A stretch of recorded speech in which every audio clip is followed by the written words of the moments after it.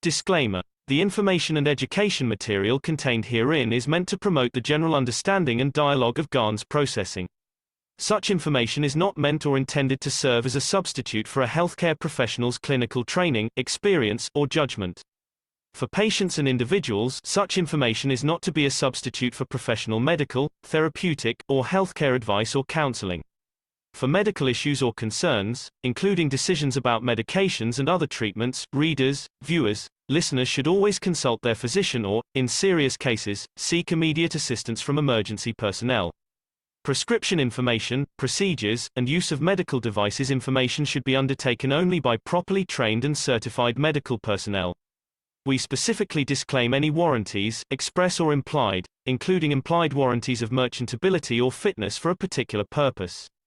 Such information is provided, as is, and is believed to be accurate at the time of its publishing, but it is the viewer's job to evaluate the accuracy of any information found in this presentation.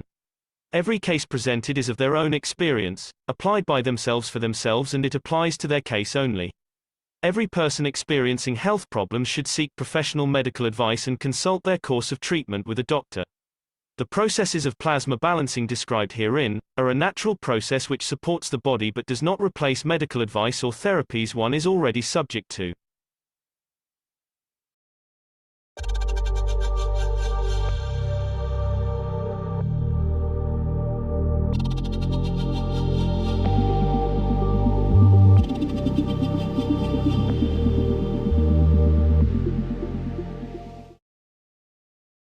This is what you see is what is to come. It's the first time you see the Space Center Wellness Center. These systems can reach man in the deepest part of the universe. As you can see, the transmutation and transportation of the soul and the physicality is within the system. And you will see each system on its own. It can reach all conditions of unwellness of the body of the man operated by doctors. It is part of the space program. And for the first time, we show what is to come. And these machines have been operating for past 12 months. We know how they work. And some of you who've been to LINS sat in some of these systems. Now they've been positioned as one of the first wellness centers in the world. Now you see the future of wellness, feeding and making peaceful man out of the man. In this center in coming months, hundreds of these units will be installed. And more or less anyone in the world can reach. As you can see, there is room enough to add huge number, and the doctors will monitor everything remote. This is more or less the hospitals of tomorrow with no patients.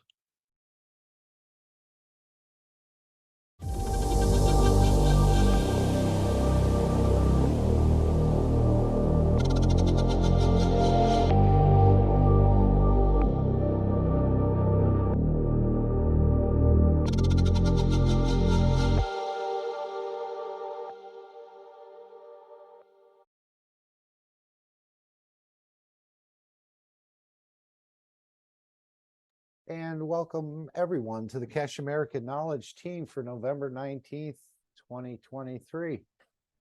Again, it's an open source of knowledge, in a way, the University of Universal Knowledge. Not that I'm a universal teacher at this point, but we're all getting there. We're all growing at different strengths, different speeds into the knowledge.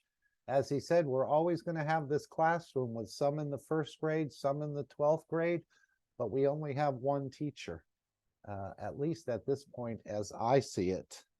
And it's great to be back in the United States, but also missing London in a way. not for the reasons that most vacationers like to think, but just to be in and around Mr. Keshe as the source of quite a huge amount of knowledge and information. As someone told him from the United Nations, a guy like you, we know he's not a guy, he's something else in the clothes of the man. A guy like you only comes around once every few hundred years, 500 years, like a Tesla, like a Da Vinci, and so on. But I don't think anyone has been on this planet with the knowledge that Mr. Keshe is carrying in the past, or will come this way in the future, as he's even solving puzzles that Da Vinci spent his whole life trying to unravel. Mr. Keshe has explained it quite easily and gone way beyond it. So it was a blessing to be there, privileged to be there, and just to absorb maybe another 1/1,000,000th of 1% of the knowledge. And if the knowledge never ends, then I guess, as he says, I'm taking you step by step. The steps will never end either. As we made a short video one time where this ladder has thousands and thousands of steps. So we're all growing in one by one. We'll all be able to do the transmutation, what we're talking about, but it's up to you to find more. That's what we'll cover a little bit more today about this light in the hand. Is it actually a light that you're looking for, or will you be looking for that light forever in a way? Or is it really the elevation of the person, which is, I think, what they're looking for, as he explained. So we're going to go more and more into that today, and please feel free to add to the knowledge, because I don't really carry the full knowledge, even though we carry quite a bit of it. When I feel comfortable enough, I'll be able to teach it once I start doing some of these things. But at this point, I'm just hosting and here to share knowledge with the others, because you may have something that I don't understand, or I never thought about it that way, and vice versa. And it applies to all of us. As he said, no one is above anyone else in this knowledge, in this understanding that all souls are equal. And that's one of the premises we work off of, that even from an ant to a mosquito to a lion to a man to the sun, all the souls are apparently equal and created in a way, but they are maturing and growing at the same time. And this is one of the things he stressed in this 512th workshop. It depends on the maturity of the soul, what light you will see, what understanding you'll come to. And some may fail at this, and others may achieve this. But in the end, everyone will have it. But the process could take years and years and years. And I know we all want it to go as the children like to run up the stairs, he said, but you got to be careful. You may fall and get hurt. So that was one of the emphasis that was made to us. We have all the capabilities, but some of us are a little too anxious, not really having. Like if I said, oh, sure, I can follow this river through the Amazon 20 miles and come out the other side, no problem. I have my knapsack and my gear, I'm all ready to go. You may encounter many things that you weren't aware of that are there that pose issues, or lack of your understanding may cause you to end up getting hurt. So we're taking it slow, but at the same time, we're going quickly. If you can understand it, he always leaves it open to both. It was nice to be with other knowledge seekers for the week, seeing their shapes and sizes and fields and so on. Very interesting. Everyone was quite accommodating, beautiful place to be. And I would imagine if you moved into one of these cities with all knowledge seekers in the future, it would be another beautiful place to be, where everyone's working with one another. No one seems to be above any of the others. So it was a great working environment. And again, a privileged blessing to be there. And hopefully you'll all come to Sanya if you can. Or I think there's Shiraz is coming up in Iran this year in 2024. And of course, everything is subject to change. I think Mr. Keshe said they're still in negotiations about Sanya and other places, but hopefully it will appear. As Mr. Keshe likes to say, he always gets what he wants, it seems. So this is good, and it's good for all of us. And he's continuing the teaching, taking it into another dimension, another step in this multi-thousand step ladder of knowledge progression. First thing we normally do, obviously, is read the World Peace Treaty. So that's where we're going to start today. And again, a very simple document you can find on the Keshe Foundation website. You can download it, print it out, sign it with a pen, or as Alex likes to say, sign it with the pen of your soul. Because when you go out into space, you'll probably, most likely, never find anything written except the balance of the fields of the soul of the existence. And probably won't be many computers out there as well. I mean, you can try and take one, but it may dissolve within the fields. We're learning a whole new way of moving and traveling, which has always been within us, but we just haven't really tapped into it. We didn't realize the energies, the reactors, the magrevs are really us. And I think this is the new dimension of the teachings. As he said, we're going to still continue with the matter state and teachings and so on, but he said the physicality is now closed. And I think that's what will happen. I think in Sanya, he said we'll have systems there that'll sort of make you less enamored with the physicality of this planet as you were. And then, of course, in these monthly sessions, he's talking about we control the energies from the background, and we make you to understand the totality in a way. So it's not coming by reading the book 100 times or listening to the workshop. It seems to be gifted or being transferred. And this is one of the emphasis Mr. Keshe made, that we can sit next to someone and transfer the knowledge to them without saying a word. So it's a totally different way of understanding, even conducting workshops where all we'll do is listen, similar to what happens in the monthly sessions. But let's read about the World Peace Treaty. And this is what Mr. Keshe is tenacious about bringing peace. And again, this is just another step in the progressive steps of meeting with the universal community and the Creator. Of course, the peace is trying to be found within yourself.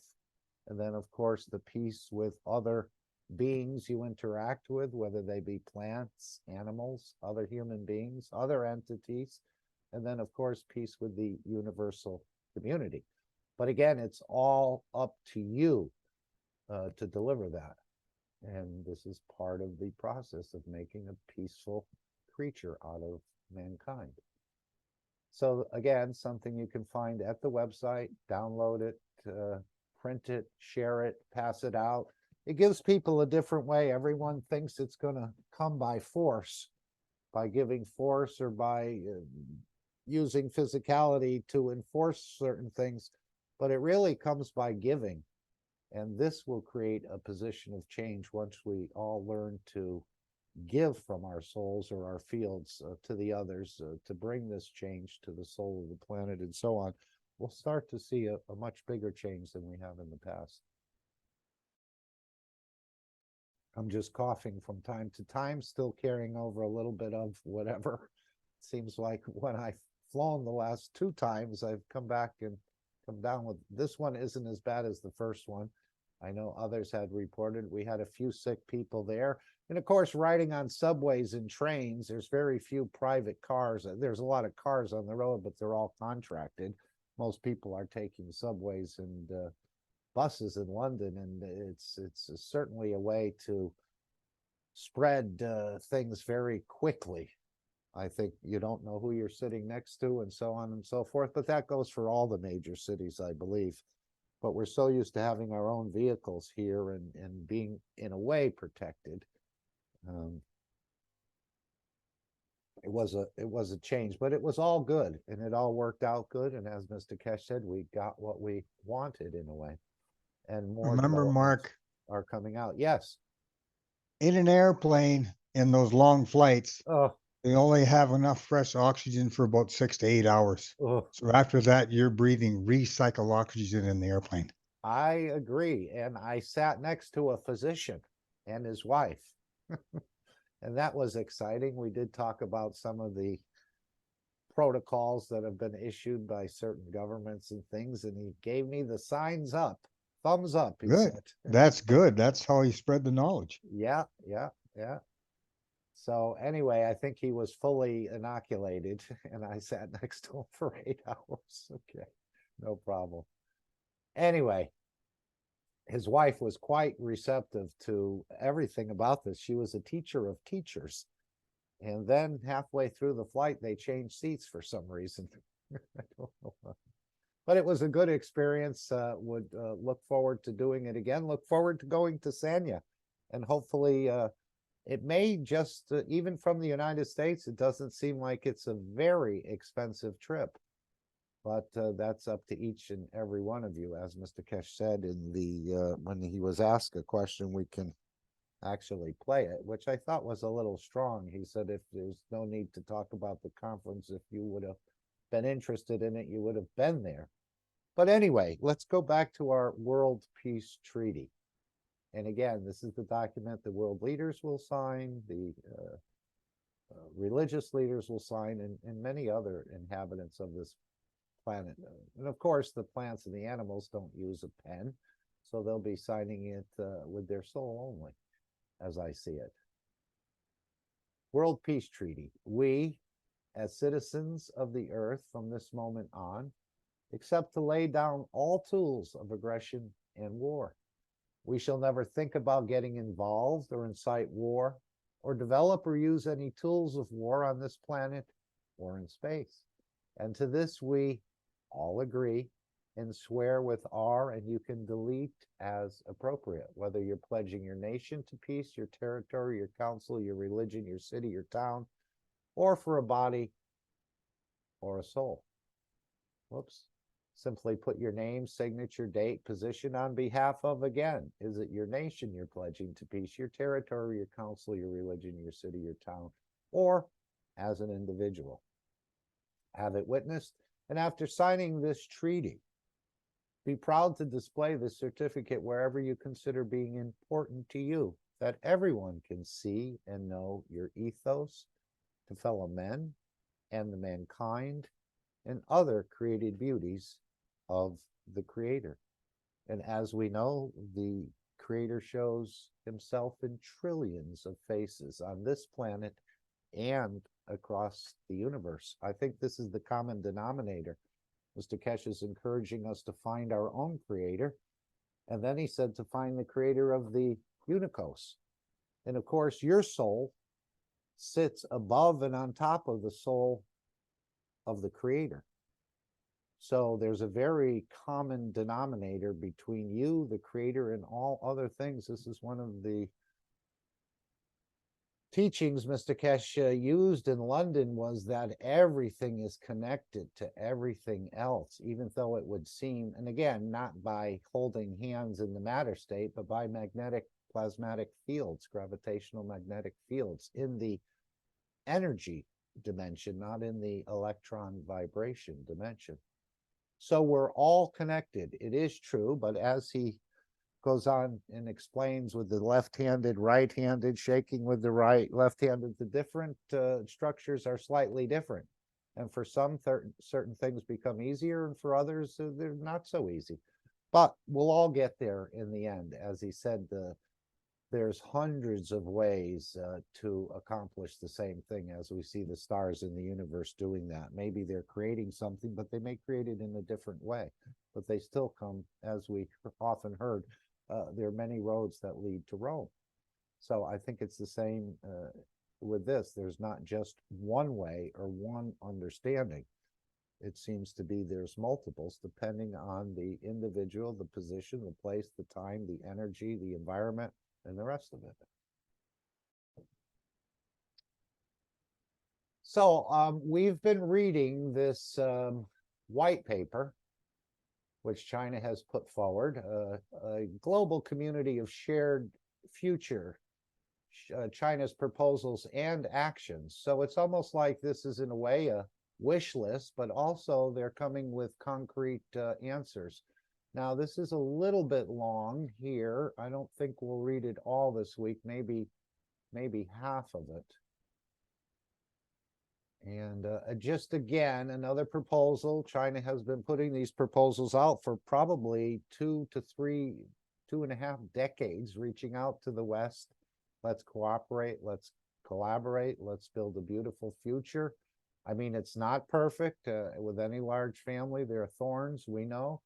So it's not a perfect world, but we want to get away from killing and eating each other. And that's what I believe the Chinese are proposing. And hopefully the West will take up more and more of it. Otherwise, they're going to be lost without this technology in a way. I think they'll be seeing the other, as Mr. Keshe said, the flying car is going to be shown. It'll come out of China, Iran, in that area. And the other countries will want it. The other nationals will want it. So without the advanced, and of course, traveling in space with the rocket propulsion is coming to an end as well. So whether you want to be in a backward condition riding the donkey, you're welcome to it. But the Keshe Foundation is offering all nations an advancement. And this is how the Chinese are going to colonize the moon by 2030. It's on the back of the Keshe Foundation knowledge. So let's see, this is part 2, an answer to the call of the times and the blueprint for the future. And as we can see in our world today, we all know so many of the things that are going wrong. And maybe they're used to create the good in the long run. That's how we understand it. The bad is used to create the good in the longer. Standing at a crossroads, humanity is faced with 2 opposing options. One is to revert to the Cold War mentality that deepens divisions and antagonisms and stokes confrontation between blocs. The other is to act for the common well-being of humanity, strengthen solidarity and cooperation, advocate openness and win-win results, and promote equality and respect. The tug-of-war between these 2 options will shape the future of humanity and our planet in a profound way. To build a global community of shared future is to pursue openness, inclusiveness, mutual benefits, equity, and justice. The goal is not to replace one system or civilization with another. Instead, it is about countries with different social systems, ideologies, histories, cultures, and levels of development coming together to promote shared interests, shared rights, and shared responsibilities in global affairs. The vision of a global community of shared future stands on the right side of history and on the side of human progress. It introduces a new approach for international relations, provides new ideas for global governance, opens up new prospects for international exchanges, and draws a new blueprint for a better world. So let's just read a couple of these, introducing a new approach to international relations. So we see China coming out of this in the matter state with some of these proposals. And of course, the Keshe technology, we're partnering in a very big way, as they understand it, with China. This technology will get incorporated into probably bringing some of these wishes to fruition. Introducing a new approach to international relations. The current international order is facing a myriad of challenges. Some countries, holding to the notion that might makes right, willfully engage in bullying, plundering, and zero-sum competition. The development gap is widening, and the deficit in security is growing. The isolationists and exclusive practice of alliance-based confrontation runs counter to the trend towards multiplicity and the evolution of international relations in the post-Cold War World War era. Excuse me. Especially with the rise of a large number of emerging markets in developing countries, the current international order is increasingly out of step with the changing times. What kind of world do we need and how to build such a world has become a vital question with the future of humanity at stake. China's answers to this question of the times is to build a global community of shared future. It means that with their futures closely interlocked, all nations and countries should stick together, share weal and woe, live together in harmony, and engage in mutually beneficial cooperation. The idea is based on a reasonable design for state-to-state relations. It reflects the general consensus and common expectations of the international community and demonstrate China's sense of duty as a responsible major country. In this global village, all human beings are one big family. With their interests intertwined and futures interlocked, countries are turning into a community of shared future. Such a vision rises above the exclusive rules of bloc politics. The notion of might makes right and the universal values defined by a handful of Western countries. It conforms to the trend of the times, echoes the call for global cooperation, and contributes to a more just and equitable international order. Would anyone else like to read? We'll just finish this second or maybe the third one. We'll go on. Again, I think the technology, as we meet every Tuesday in the One Planet, One Nation, One Race for World Peace, this is, looks like a very nice blueprint to accompany that proposal. And of course, the technology will help build us all into one nation as the reason for borders and the rest of it become obsolete. Highlighting the new features of global governance. The concept of a global community of shared futures holds that all countries share a common future and envision a world characterized by openness and inclusiveness, equity and justice, harmonious coexistence, diversity and mutual learning, and unity and cooperation. Openness and inclusiveness.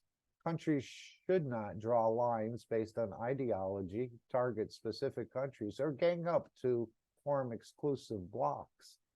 The ocean is vast because it admits all rivers. To build a global community of shared future, countries should advance democracy and international relations to make sure that the future of the world is determined by all, that international rules are written by all, that global affairs are governed by all, and that the fruits of development are shared by all. Equity and justice. The world needs justice, not hegemonism. No country has the right to dominate global affairs, dictate the future of others, or monopolize development advantages. Countries should safeguard the international order based on international law, uphold the authority of the international rule of law, and ensure equal and unified application of international law. The practice of double standards or selective application of law should be rejected. Harmonious coexistence. Countries should strive to achieve peaceful coexistence and common development by seeking common ground while reserving differences. Planet Earth is not an arena for wrestling between countries, but a stage for human coexistence. Despite their differences and diverse features, countries can develop together in harmony and unity, and it is precisely such diversity that gives strength to the global development. Diversity and mutual learning. Different histories, national conditions, ethnic groups, and customs have given birth to diverse civilizations. Diversity of human civilizations is a basic feature of our world. Mutual learning among civilizations provides important impetus to human progress. Countries should respect one another and jointly pursue common development through exchanges and mutual learning. Unity and cooperation. Countries should act for the greater good. Pursuing development behind closed doors can only result in poverty. Viewed from a country-first perspective, the world is small and crowded and locked in fierce competition. Viewed from the perspective of a shared future, the world is vast and full of opportunities for cooperation. No country can overcome global development challenges on its own. Cooperation among all countries is the only viable option. Why don't we stop there? I know he said the diversity is a very big thing, and this is what Mr. Keshe was talking about when people intermarry among family members, that you actually limit the availability of fields for development. And this is why you come up with many of these problems, because the amount of fields that are available for creation becomes very limited. And the more that's done, the more limited it becomes. And then you see these problems developing. So I think it's the same here. The more interactions we have by all, the better place we'll be. So I thought I'd read that. We'll continue on number 3 next week. And of course, one of the bigger events that's on the card for this month is the transmutation of light with the new space plasma technology, as proven on December 16, 2022, during the Keshe family Christmas plasma flight. Man has reached the level where one can interact with his soul and with the soul, or with the soul of its creator, without the intermediaries in whatever name, where one can be enlightened with the knowledge of the creator and its creations through one's soul. 24th, transmutation of light. And these are monthly sessions that will probably continue perhaps into next year. I'm not sure. It's called the transmutation of light. And there's a big question. Are you going to see the light in the palm of your hand? Is that what you're looking for? We're going to go into that a little later. In this session, we try to show the possibility of creating light through the interaction of the fields within the body of the man and its environment. Excuse me. Sorry, I have a cat here that seems to be trying to get my attention. And of course, you'll need a Zoom account and so on. It's 500 euros plus value added tax, which brings it probably to 600 euros for those who are outside of Europe and maybe inside as well. But again, is this the actual seeing the light in the palm of your hand? Or is it, I think what Mr. Keshe said they're looking for is the enlightenment of the person. And as I said earlier, they will use the energies in the background to, in a way, force you to, we make you see the totality. And this is almost like a gift, but it's all done through the transmutation or the interaction of energies between you and the system. So if you're looking for the light, maybe a while before you see it, but if you're looking for enlightenment or the emotion of the creator being in your presence, then you may see the light in the eye of the soul of your soul. It was interesting how he said maybe you wouldn't see the light, but if you close your eyes, others around you might see the light. Now, I don't know if he was talking physical light or the actual light as an emotion in a way, and that's what I think he's trying to get us to. Any thoughts or comments before? I thought we'd take it to the conclusion of this workshop in a way and spend about 15 minutes on the last clip before they went to the break, just to, Mr. Keshe sort of gives a beautiful overview about where we're heading with this new knowledge, this new understanding. And again, it's for you to find it. You're the reactor, you're the system, you're the magrev, and it's all these energies we've ignored within ourselves that we wanted to look outside for. But this is what I'm seeing it. And again, this is only the way I'm seeing it. Anyone else can see it in another way, and it's perfectly fine. It's all what this knowledge means to you, not anyone else, or not anyone else telling you what it should mean to you. So you are the last man standing. And as I said, there's hundreds of ways to approach and solve the same problem as the stars do in the universe. Any thoughts or comments anyone would like to make before we go to this first clip? Hopefully I have it set up right. And if I move this over to here, and then I bring up the transcript, and thank you for providing these our beautiful transcription artists. They come fast and furious every week, and there are so many things in this workshop. One of the things Mr. Keshe mentioned was try to listen to this workshop as many times as you can. But again, it's up to you to find that. But the system will also assist in this understanding. How to release energies, how to absorb energies. Isn't this what he said about the Alex speeds they have to take first before they can give? Isn't this what we were doing with the magraphs and the copper coils? All that will continue, but this is just, in a way, the ultimate of the teaching. But again, can you even believe that? Because there's so many steps above this level that we're at now. So, it's all open to you. And again, this knowledge has never been on this planet before, as I understand it, or maybe only two, the Christ and the Buddha, have understood it or understood it partially. So let's go into this clip. If no one has any comments, I see there's something in the chat. Is someone putting together a report of what was shared in the meeting in London? Or can it be shared?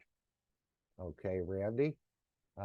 Maybe we should, we'll go to that. I think that's at 1 hour and 8 minutes, right after and we'll go to that after. But let's play this part here.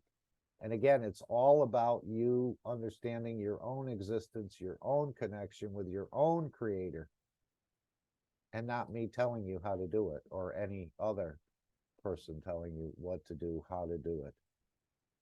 And with the right energies, I just think it happens. This is what we saw with the carbon 60 that was shown, which we could play part of that. You put in it has an energy absorption feature in the gaps between the walls on that C60. You put the energy, the right absorption energy at the right strength into that C60, it can expand into a 10-meter craft, a 100-meter craft, 1,000-meter craft, or enough energy in there to travel the universe on one ball, one round piece of carbon 60. It all depends on your knowledge and how to play with it. And this is part of the understanding we're coming into. We haven't reached it. And again, we'll be able to use all these systems. We may not be able to replicate them at this point. It's just like the airline. You don't buy a $200 million plane just to take one flight. You just pay for the seat you're on. So that's what's happening in the transmutation sessions. You're just paying for a seat on a plane that's developing, in a way, a broader system that can reach everyone. So let's start this clip if we can. Have any questions? Feel like stopping it? Want to make a note or something, or interject? Please feel free. This is going to be about 15 minutes long, but you're going to get a beautiful sense of an overview. This was at the end of the teaching, and try to look at different parts of it. We've cut out a few parts. We've put them into the Telegram, and there's so many more parts of this that can add to your understanding, to your knowledge, deepen your confidence in yourself and your trust. So, in the upcoming teachings, in the upcoming tests we'll try to show how you release energies, how you absorb energies. We set the energies in the background that your body reacts to, and then it brings you to the point that you understand the totality, that you understand the confirmation of your own existence, your own connection with your own creator. And then it's for you to understand to what limit, to what extent you will understand the process of your own creation, and how this creation will lead to the creation of the others.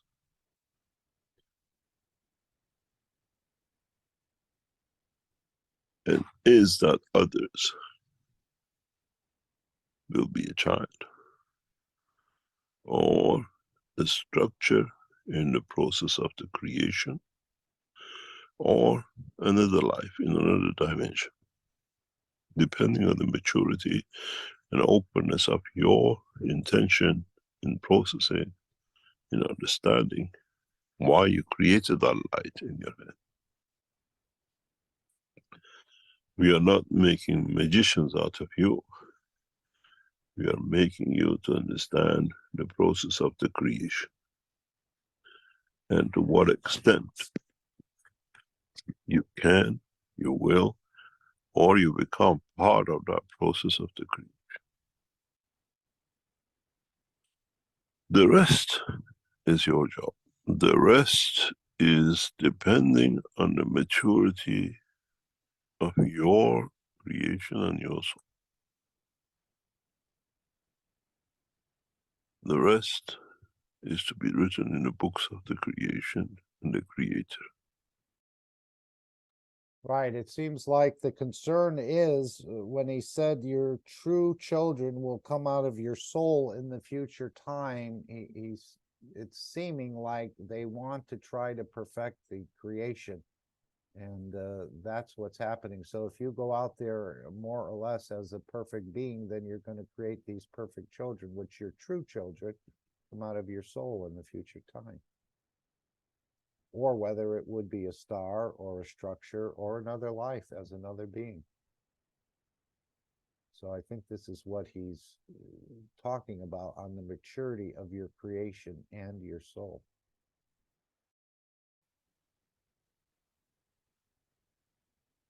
In how you went from the matter state by creating the right environment, creation of the nano and the GANs. Now is the same process, where the GANs was the source of the energies, that you can make whatever you like from it. Use the GANs of the copper to create gold, to create iron, or to create magnesium. Now, with the process of the light, is how the GANs of the body of the man can create that energy that can become anything in the dimension of the creation, and not just the banana, the copper, the gold, and the rest. If you understand the power of what is to come, what the teachings is about to go, you will understand man enters into a new dimension of the knowledge that he has never known. So this is the movement into a newer knowledge or a more advanced knowledge in a way. It's not just the banana, the copper, the gold, and the rest of it you can create. It's the interaction with this light, and then that can feed you, that can provide wellness, that can transport and transmute you across to any part of the universe. So it's amazing that we have all this within us, but yet we've never considered it. Always look to the outside. Open to you the knowledge of the creation, the door to the heaven of the creation. And once you see that, the way you could change the energy of the GANs of the copper to gold, you change, you find your way through that light, through that GANs of the man, and the energy within it, to every creation and the creator in the universe. The light in the hand, in the palm of your hand, is not just for a game. It's the key for man to enter a new dimension of knowledge, a new dimension of understanding, a new dimension that another world of the creation shall open to man. How man will use the emotion of the soul, how man will use the emotion of physicality to sail through this to the next dimension, all depends on the maturity of the soul and servitude of the man to his creator. and how, to what extent all of you reach the dimension of the soul of every prophet which has come in the past. The maturity of man to see the light. In a way, the light in the palm of the hand is the fire Moses saw. But what stones shall you steal, and what stones shall you reveal to your own soul and the soul of physicality? This time, you're not stealing it from the tribe of where you came from, but you steal from your own soul and the soul of physicality.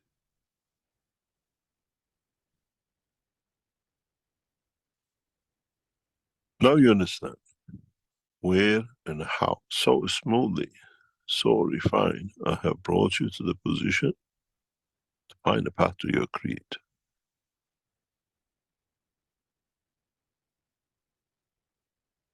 The light in the palm of your hand is not just a light.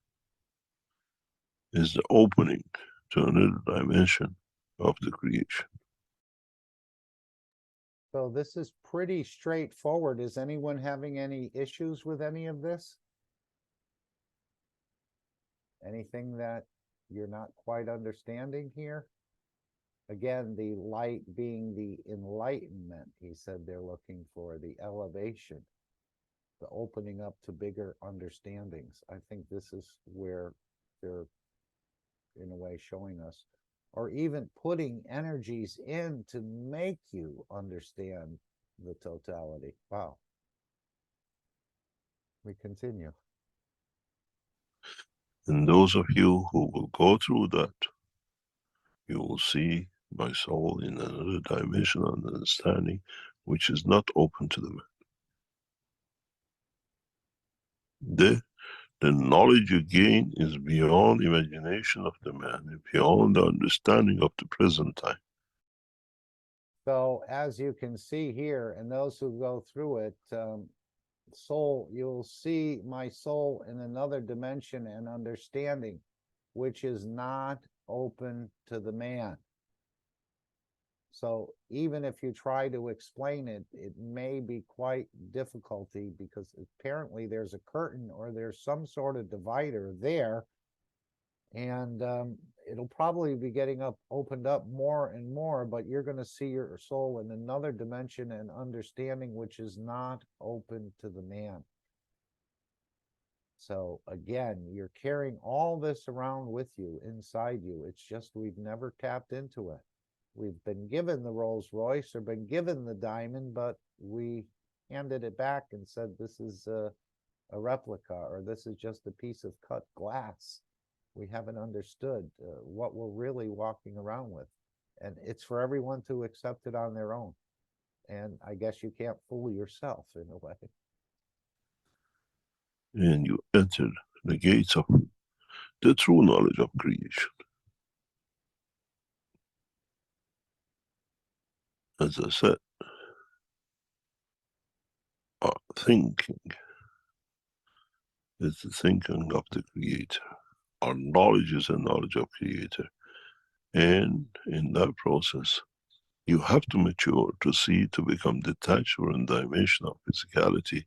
Even you use the dimension of physicality to sustain and confirm the existence of the soul of the man that exists in every dimension.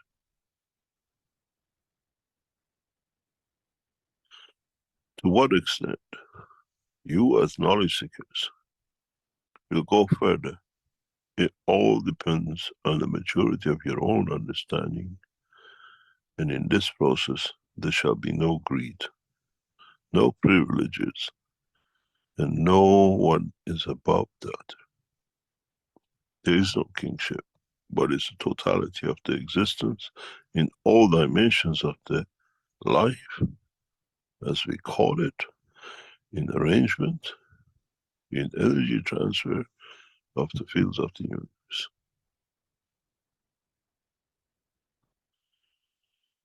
Maybe one day, in a very simple way, Through understanding of the light, you come to understand more. Where an artist uses the mixture of the paint colors to create a new color, then you understand through different colors of the strength of the soul in interacting with each other, you create new souls of the new dimension. The way the painter mixes the paints and creates new colors. This time is the light of the soul of the man will lead to that position, and due to the different strengths, lead to creation of new plasmas in the strength of the creation, leading to the creation of new life. Now you understand why we have chosen this path to teach, that one day you become that painter, and how different light and the strength of the soul of the man in interaction with each other will lead to creation of new life, will shine in the kingdom of Creator. Now you understand how we made gold out of copper, when in fact, from the same soul, in different strength of itself, we create a new dimension of life, in the dimension of the Creator. If you understood this, and if you are clear about what you understand, now you understand the new dimension which shall open up with the teaching, with understanding of the creation of light. That light, that feeling, that emotion of the plasma within the palm of the hand of man, as we said, every plasma, every soul has a lower common denominator which takes you to the Creator. Now you have that opportunity. That ball in the hand is that UFO you've been looking for, but this time transmutes your soul to all dimensions of the life, from Creator to the created, in every dimension of the creation. Now you understand why we are the light. And in that way, we shine. And with it, you shine with us.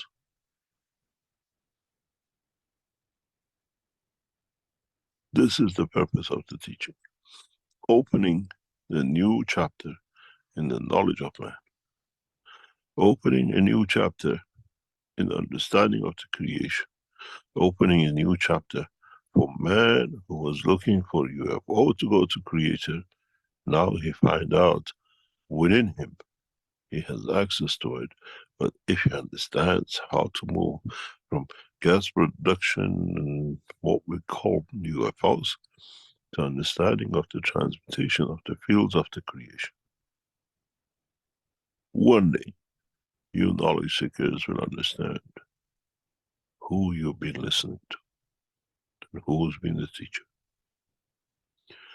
One day you understand the rock of physicality is no meeting, and in that we can change any time.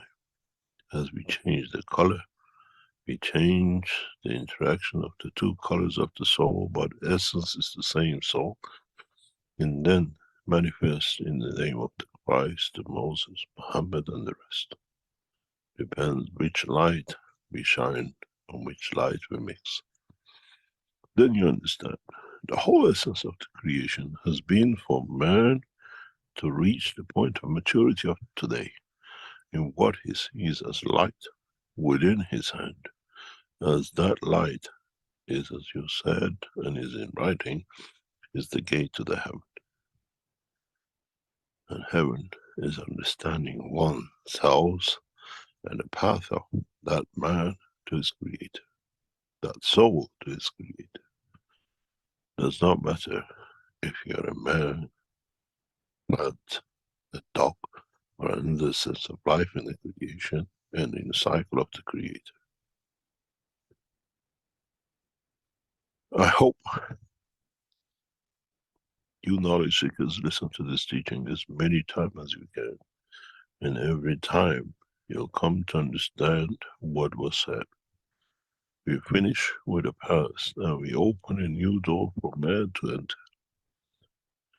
In a way, the dimension of physicality is closed, and the dimension of the Creator has opened up. We are still teaching both languages, as I always said. It's a little village and one teacher. And the boy who comes in the first class sits in the front row, and the boy studies for the 12th class sits in the back. And the teacher teaches both. One to go to university, and one learns the first alphabet of life in the same classroom. But this time, this classroom is a village of Earth, and it's 9 billion inhabitants and its creatures, and the rest of the creation in the world of the Creator. Maybe for the first time you understand the voice of the man, in essence, is the light of the Creator. It's for you to understand what this light enlightens within you by the knowledge of the creation.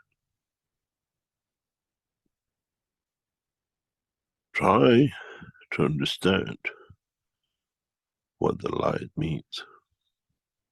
It's for man to enter a new dimension of knowledge. If you're looking for a light you want to show you're a magician, you're quite welcome. If you're here to show you can create materials and hold in your hand, you're quite welcome. And if you understand that light is the gate to the line of the understanding of the process of the creation in the cycle of Creator, then a new cycle of knowledge starts. In a way, man is mature to go through that point. And now is the time. And we do not need place, time, and position, but we reach through the soul of the man. There are no satellites and there are no computers anywhere in the universe except in the light and the life of the man who has created this dimension for himself. Thank you very much for today's, and I hope you understood how today we have changed the cycle of the man. If man understands the truth about the teaching of today, we go through a break and we come back and try to answer any questions. Rick, if you can take us through a break, please. Okay, so just when we're starting to get it or starting to get part of it, he's shifting gears and going into a new dimension of understanding, even though it's a progressive development and so on, and we're all in different stages of understanding it, and no one's higher, no one's lower. This is a very huge point. And I think we can all agree it's not the creation of light in the hand that we're looking for.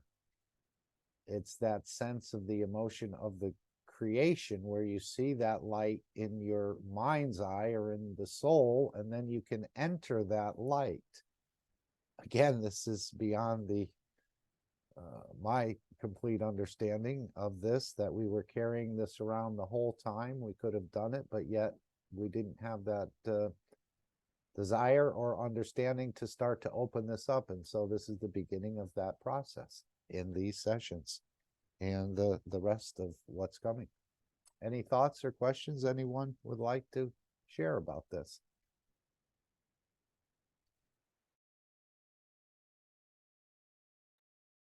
And again, you can listen to this many, many times, even if you're sleeping. I think you're interacting with the soul of the person who created this workshop. So there is much going on behind the scenes. And like I said, we'll have workshops, or we have the sessions now where we just talk in the beginning and there's no talking for the rest. There's a process going on. There's a balancing There's a development of the system happening, and you're part of that by being in these sessions, but also opening up your own understanding to your own creation and the creator. So there's still a few more steps. Again, I don't think if the knowledge never ends, then most likely the steps never end either. So it's an endless journey of expansion of knowledge. But we're privileged to be here and to even contemplate that this could be possible, when many people are just worrying, or men are worrying about the score of the game on television or how their team is doing today. We're sort of not so interested in that as we used to be. And that's what he said in Sanya, that they'll bring in devices to make you less enamored with the matter state, which may make it easier to do some of these things he's talking about here when you're not so connected to the physicality. And you can do that on your own as you detach, I think, more and more. But again, it's your own understanding and what you want to do with what you've been given or shared with.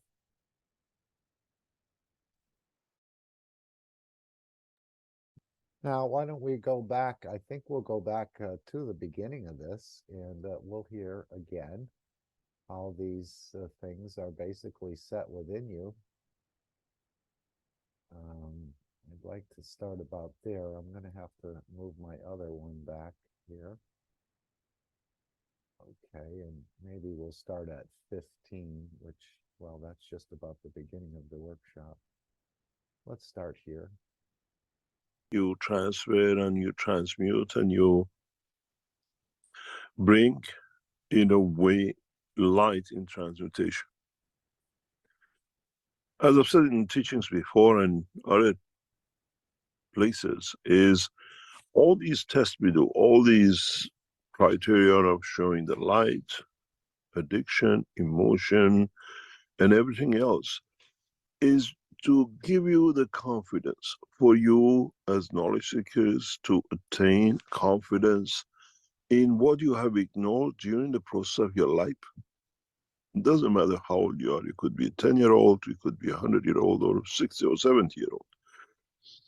You have forgotten the essence of creation. What is in you?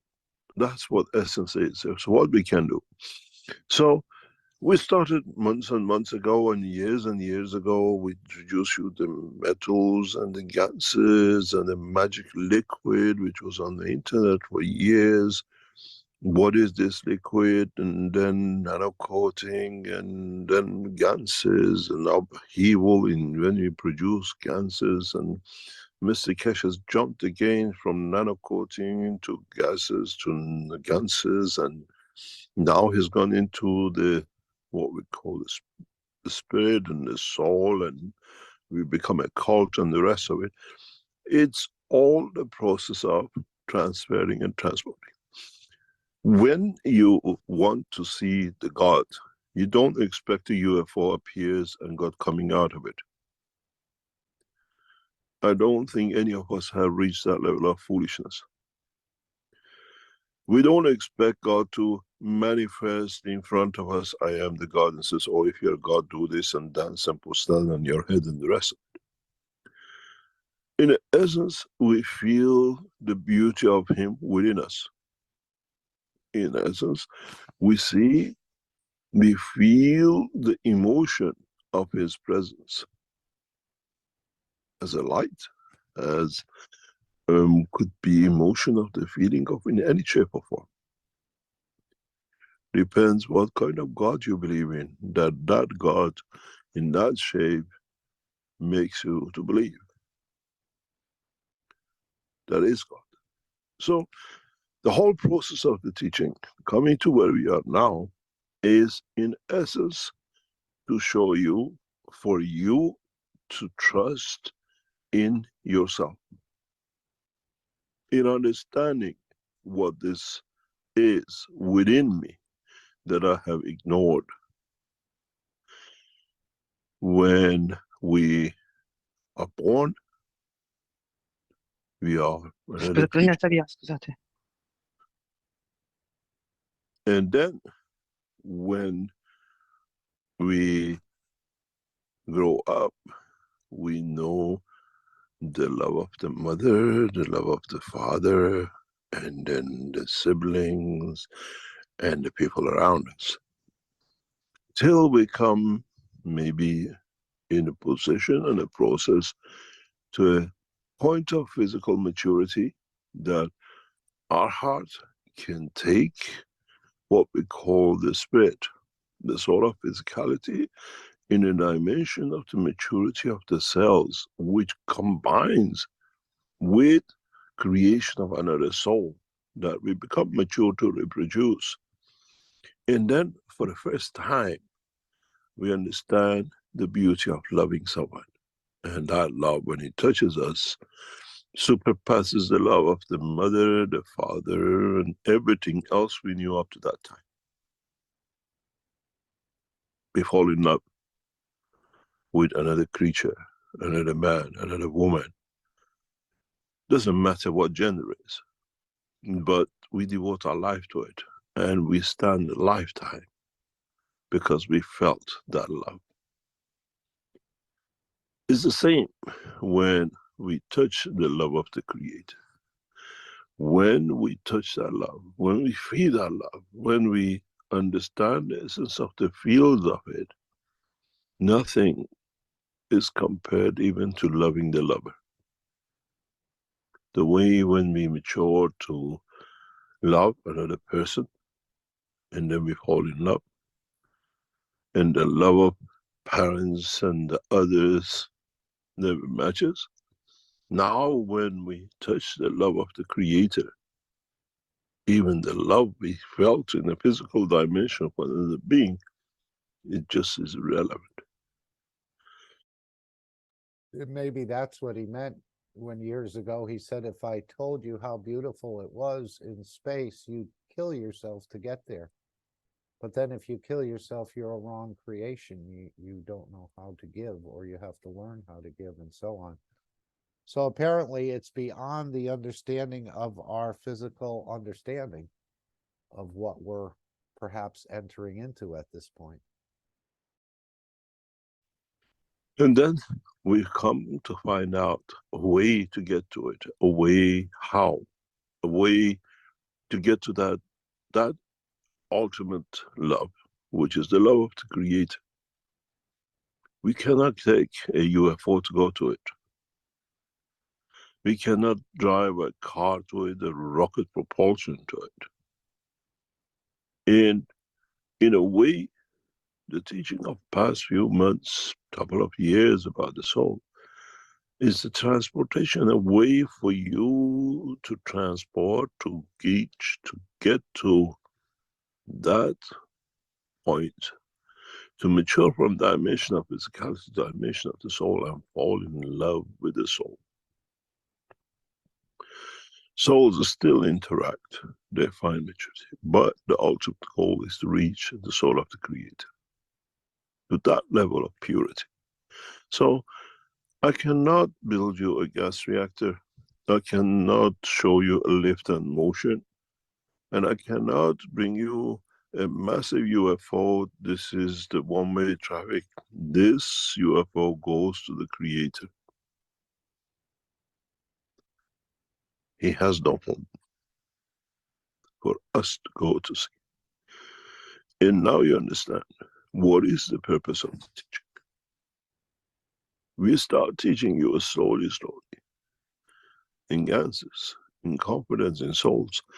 In 25th of November, in seeing the light, that I can become light. I have that energy. I am very much like that Gans, hidden within me. Power that only can manifest itself in a dimension, time, and position, but in essence, as an energy, has direct connection to the soul of Creator, to essence of the creation of the universe. Now, maybe some of you, in the time to come, to understand why we introduce the teaching about the soul. In a way, it's not for you to see the light in your eye. It's not for you to transmute, to go from A to B to Mars, blah, blah. It's in a way, if you can reach that point, gain confidence, understand the work of the universe, this is your ticket to your creator. But you have to buy the right ticket, and you have to get on the right track, on the right length, on the right strength of the field to reach. That is what we call the ultimate goal of all the teaching. And as I said before, the ultimate book is the magnetic field. We always said we'll write 9 books. The book about the magnetic field is about the light in your hand. It's about the light, it's about the way, the highway, the motorway, whatever you want to call it, the path to the Creator. It's not that where the Creator came from, it's for you how to get to the Creator. And you cannot just go and say, I'm dead. Maybe a child at the point of birth dies. Soul is so pure that reaches the soul of the Creator dimension of the strength. And maybe a man, as a priest, praying all his life, by his behavior, become furthered from the point of his birth backwards than forward toward the Creator, as we've seen with John Paul. In a way, going further than being closer. Now we understand what is the purpose of these teachings. Okay, so this is what he's bringing us forward to, realizing you're the system, you're the reactors, you're using your emotion, your energy, and your ganses, the soul of physicality, the soul of the man, the hands, an interaction creating the light, introducing the soul into that light. And again, it's not so much a physical light in the hand, but it's an enlightenment, an understanding, and creating that light within your soul's understanding of it, that the emotion or the presence of the Creator is present. And then you enter into that dimension. And again, I don't know a lot about it. I'm just growing as you are into it. But it's all there. This is why it's being revealed. And this is one of the more advanced parts of it till we get to the next step. As he said, there's even levels above the dimension of Creator, which we're not ready yet to understand. So it's just a continual growth of knowledge and understanding and sharing it. And it's for you to find it. All the things about GANs and nano and the rest of it, even though we'll still use it, is to show you the transfer of energies from one place to another, from the environment, from the universe, and so on. And then, of course, the transmutation, which we've done a bit of, taking energy into something called GANs as what appears as the matter state. Now we're going to take that matter state and go back into the dimension of energy. And apparently these feelings, these emotions that are created around being involved in this is of a much higher order than even the love of the wife or the children or the child and the mother and the rest of it. Once you understand it, once you experience it, apparently there's no comparison. Anyone experience it, they'd like to talk about it. Okay, let's go a little bit more into what Mr. Keshe was talking about. Maybe we can hear what Randy was asking the question. Is there anything to report about the conference? Let's see if we can go into that for a moment here. I think Cristiano asked the question. Here we go. Okay.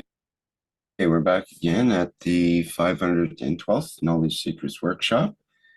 And because it's the second half, people have an opportunity to ask questions of Mr. Keshe. And I'll remind our attendees here in the Zoom meeting that they can raise their virtual hand, and then we can acknowledge you to open your microphone. Others in the live stream or YouTube chats can put your question into the chat and we'll ask it. And hello, Mr. Keshe. How would you like to begin here? As usual, if there are any questions, we try to answer and we'll see where we go. Okay, there's a question from the Brazilian community through Cristiano, and I think many people actually have this question. Can you tell more about what happened in the ambassadorial conference? No. You should have. You're going to say that. You didn't come, you don't need to know. It's on a need-to-know basis. Don't need to know. If you were so eager, you would have been there. Huh? Okay, Randy, did you get the gist of that? Yes, I did.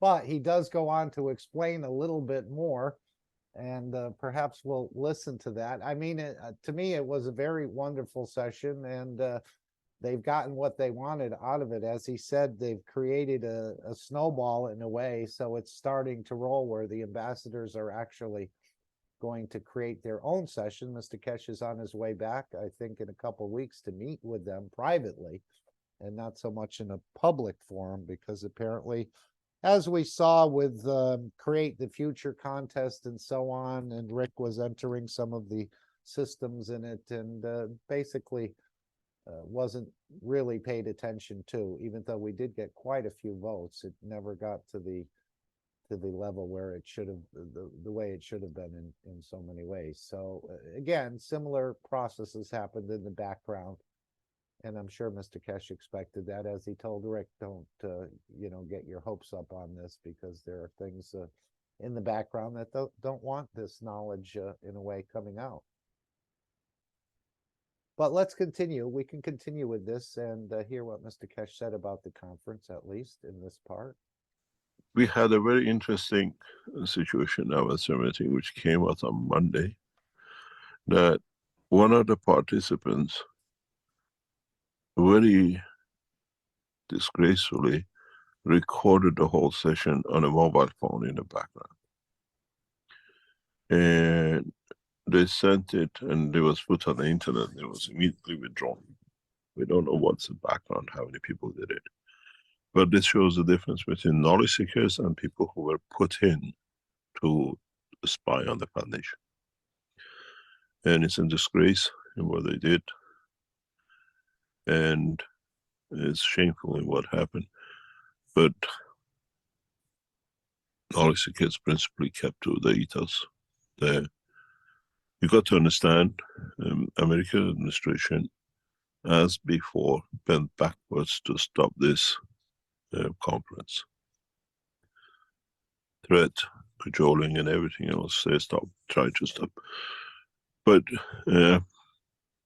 now, a few days away from the conference, and with a limited number of high commissions and people from the embassies turned up, we achieved more than ever we thought, and actually given us a huge strength. Because the people who attended, now they have set up an organization with all the embassies, ambassadors directly themselves, bypassing all the American pressure, which in a way, it's amazing how it's thinking, trying to find out how it thinks. But the outcome of it, because immediately the day after, 2 days after conference, they got in touch with us, and now a massive process has started. It's literally it becomes so huge that replaces an empire, if I explain to a knowledge seeker. And in so many ways, what is become a snowball from that meeting, it's amazing. Very shortly, in the next few days, I'm returning to London for a meeting with the world leaders, ambassadors, in a very private session because of the meeting. And in that meeting, new strategy will be set out in what we discuss with them, what we call the diplomats, and to come. Because this position created, and most probably in the next week, 10 days, I'll be back in London for a couple of days meeting with the, in a way, informal meeting with a formal meeting of the conference. This is what we always looked for. What we gain, not just something in there and go. Those who've been present, they got together themselves and they have set up a much, much larger scale. About 18 nations I'll be returning to address in the next few days. From the, what we call, the spin-off of the meeting of the conference. So it has brought what we wanted, and with it, it brings high to explain, because now we enter diplomacy, politics, and a lot of other things. In a way, we'll see how it'll take shape. And prior to my return back to Beijing in the next 2-3 weeks, we will conclude this, because we have to bring it all together as a package for our work in China. It was very nice. Very few who dared to come. And we saw, especially those who tried to defy it, presented themselves, they were there, sat in the back, didn't come to the front. And it was very nice. We achieved more than actually what we would like to achieve on the floor. We achieved outside, but those who came on the floor. And as I said, in the next few days, I'll be returning to London for a meeting with the world ambassadors in private, but a very large number of them. And it's organized by them, because when we try to do it from outside, it's all the pressures. When they organize it themselves from inside, it's a different story. Okay, so I think you've gotten it was sort of a meeting before the bigger meeting, and it actually set the stage, and now they're organizing themselves in a way. I don't know if he said 18 or 80. I think a lot of the BRICS nations will want to attend this, as it's, again, all linked in with the One Belt, One Road program, that these nations will be elevated in a way that the physicality of the nationals in there will be given some beautiful gifts, in a way, gifts of knowledge, gifts of systems to feed yourself, provide wellness, and so on. So it's all coming together slowly, slowly. It's all coming together, and you're all part of it. I was going to play this part, so I think we're going to continue here. This was about what he was talking about with the light and the left-handed people and the right-handed people. And if you do everything with your left hand but shake with your right, there's a different configuration you have, and the right hand is different. The mass settles on a different side. So there are some keys in learning how to create that light. But let's carry on with this part. Unless someone wants to make a comment or questions. Again, it's all about you finding your own creator. This is, and a lot of people are not happy maybe with this. He mentioned that. I'm not sure the reason people are not happy. I think everyone here is rather happy that we're going into this, and you become the flight system, the wellness system, the last man standing, able to feed yourself and the rest of it more and more as we move deeper into the knowledge. And I did meet Kay, very lovely, and he had organized quite a bit. And I think he's also organizing the exhibition center that will be set up in London. So if anyone goes or wants to go, we have a lot of people who've stayed in many different places around London and rode the trains and perhaps can give you some secret or tips. So if you're visiting in the future London and the exhibition center is there, we'd be happy to point you in the direction or our understanding of how we negotiated this very large 8 million person or 9 million person city. And everybody did it from a different point in a way. A few stayed together and a few others stayed together, and so on and so forth. So we have quite a bit of experience of riding the trains and the subways and the rest of it, or the tubes as they call it. Any other thoughts anyone would like to bring up? But as you can see, Randy, it's pretty much the same as Manchester, that we weren't really encouraged to share anything outside with what happened. The same in London. It'll probably be the same in Sanyo. And even during the London conference, we met on Sunday morning after the conference, and he told us, you all missed it. You all missed what he was trying to show there. So we're still missing, but we're still trying. And again, it was primarily about the weight reduction. This is where they're going to show the flight system, I think, for the first time in Sanya, which will be coming up.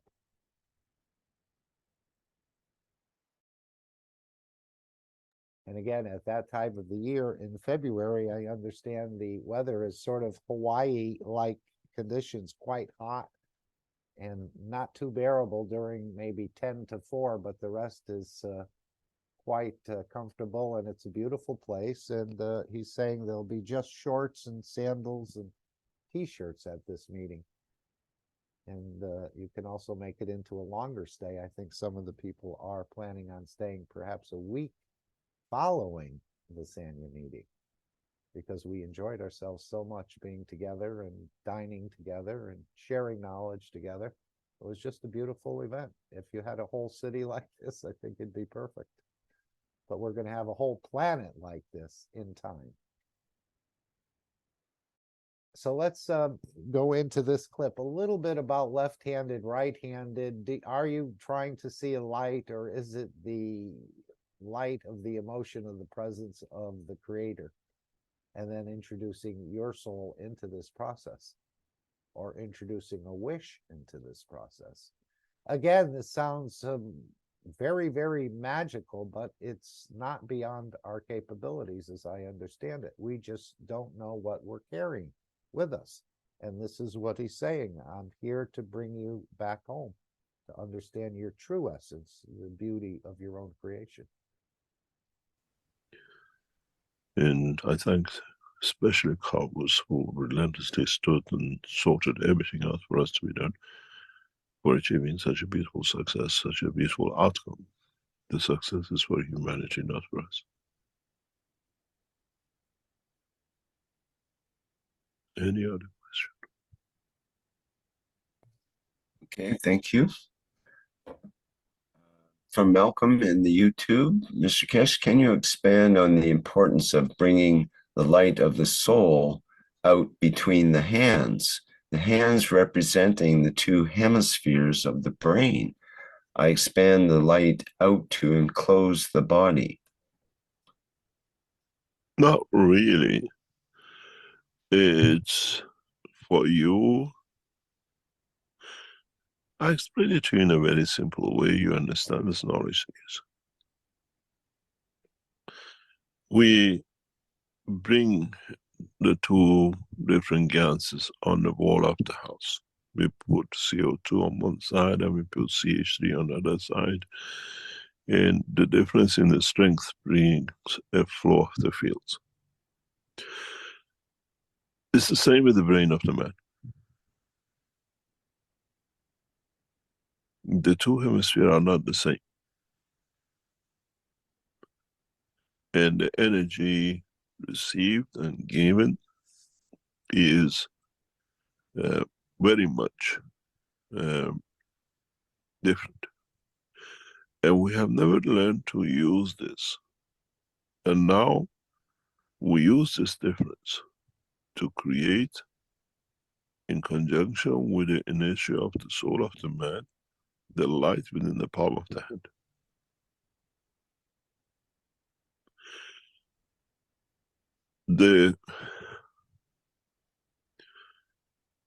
If you look the way I have done from very young age, maybe 8 or 9, to the scans, MRIs and X-rays of the brain of the man, something very interesting comes up. Very, very interesting. But you have to pay attention to the details of the brain. When you look at the brain, you just see the brain. When I look at the X-ray or MRI of the brain,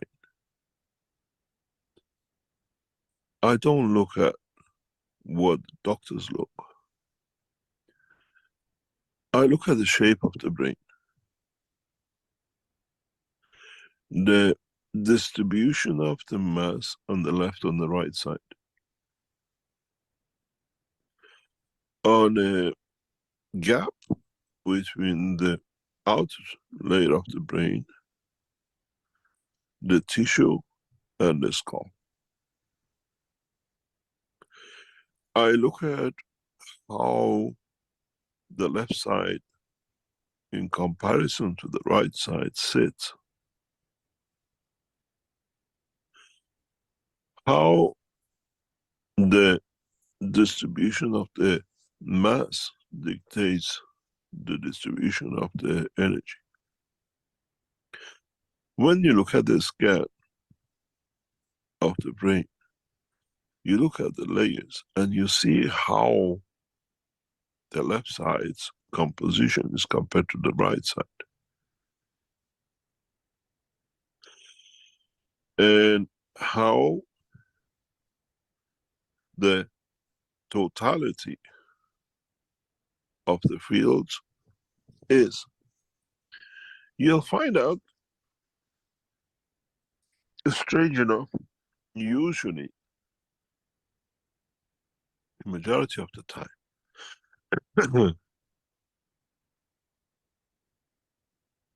the one who are right-handed and left-handed have a different composition of the mass distribution. The ones who use both left and right hand have a different mass composition. The ones who are totally right-handed have a different mass composition. And the ones who are totally left-handed have totally different mass composition. And you see this mass composition is like you lot make cancers and you put 2/3 of one and 1/3 of the other and you dictate the field strength. It's the same way. It's very interesting when you look at the fully left-handed, the fully right-handed people and the construction of the brain.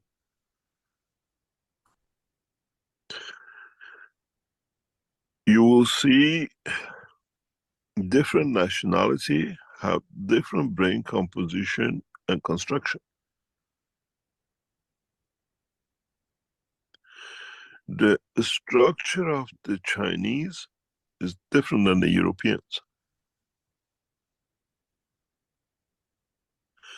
The structure of the left-handed Chinese is different than the right-handed, left-handed European.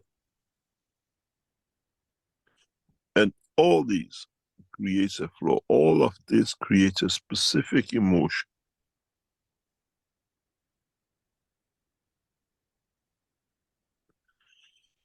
And then this creates different fields transfer from the left to the right. Let me explain to you for you to understand fully. If you're right-handed, totally, you write with the right hand, you shake with the right hand, you give everything with the right hand. If you're left-handed fully, you write with the left hand, you cut with the left hand, you do everything with left hand. But when it comes to shaking hand, you shake with the right. Have you ever seen a left-handed man shaking with the left hand to the left hand of the right-hand man?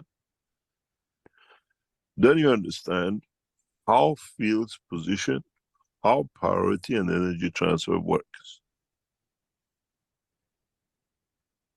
Those who are left-handed and do some work with the right hand have the most balanced brain structure. Creating light for this group is hugely difficult. They're very stable because in their brain, everything has a position. The most awkward one is the ones who are left-handed, totally, but shake hand with the right hand.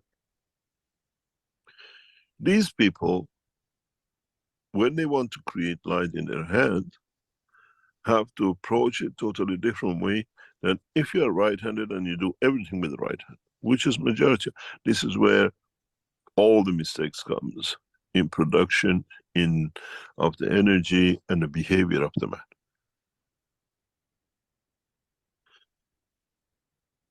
In that process, you see different brain structure, you see different field flow, and some of you will achieve to create light because the difference is so huge that you have used to circulation. But when you put your soul, when you put not the vision, but the soul to interact with the field in the palm of the hand, you see the light in your soul. You do not see the light with the vision. You can even close your eyes. People around you will see the light in the hand.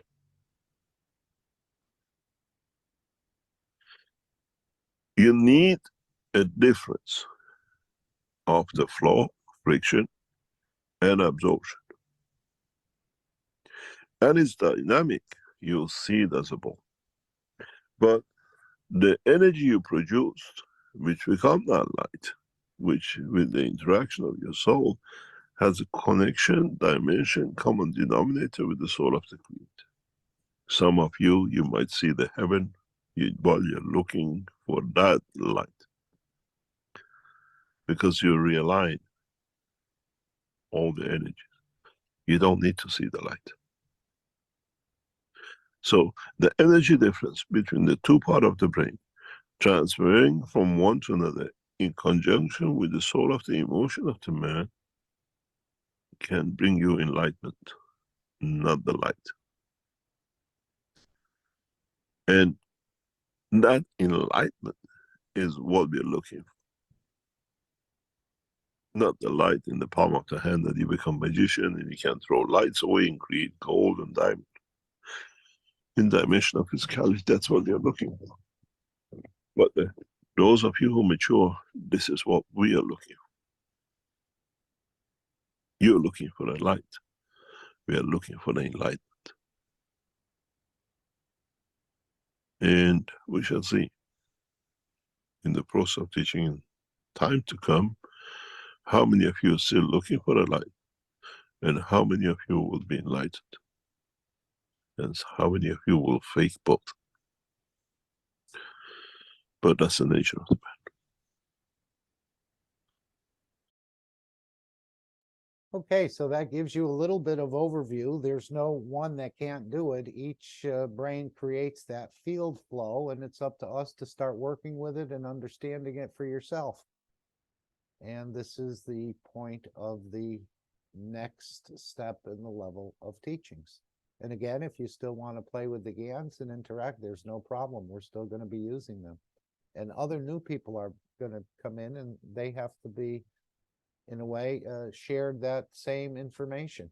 Or some of them will come in and want to go right to the work of the soul in creating these fields. There's no problem with that. I know Mr. Keshe said some people would take exception to that, thinking you have to go from kindergarten to first grade to second and third, and you can't just jump right to the 12th seat. But you can, as I see it. It all depends how much you have confidence in yourself, then trust in yourself. I think he said confidence was about 95% of it. Trust about 5%. So this is where we are actually using our own reactors, which I had thought about that a number of times, that this is what it was going to lead to, especially when he said we use the matter state to reach the level of understanding of the soul of the man. So now we've arrived, and it's just the beginning of the process, but it's for each and every one of you. I don't know what's going on in your reactor. I'm barely understanding what's going on in my reactor, but we're all getting there slowly, step by step. We're all going to achieve this, and it's a privilege, obviously. We've never known that we can do such things. Or if we did, others have told us, no, this is just a lot of nonsense. Get away from that. Don't go in that direction. Don't use your emotions. Men are not supposed to be emotional and the rest of it. So now we're using and starting to learn more and more about the beauty of our own creation, bringing us back home. And that's what the ones in the UFO are trying to get back to the mother. But after billions of years and knowledge that far surpasses man, they've never figured it out, as we've heard. Otherwise, they wouldn't be traveling in a craft. They'd be traveling in the way the Creator travels, instantaneously, through this transmutation of the fields of the creation. So you can stop at any stop you want. As we found out on the buses and the tubes, there are many, many stops. Okay. So any thoughts or questions about this? Again, the onus seems to be on yourself. No one can say, well, you didn't put the right GaNs on the coils, or you didn't nano coat it in the right way, or you should have added some potassium to your nano coating and the rest. Now it's completely up to you. And as he said, if you understand it, you don't need to take an airplane to Sanya. You can transmute yourself there. This is what he told us. Hopefully we'll start to see someone doing it, but we need to practice it a little bit.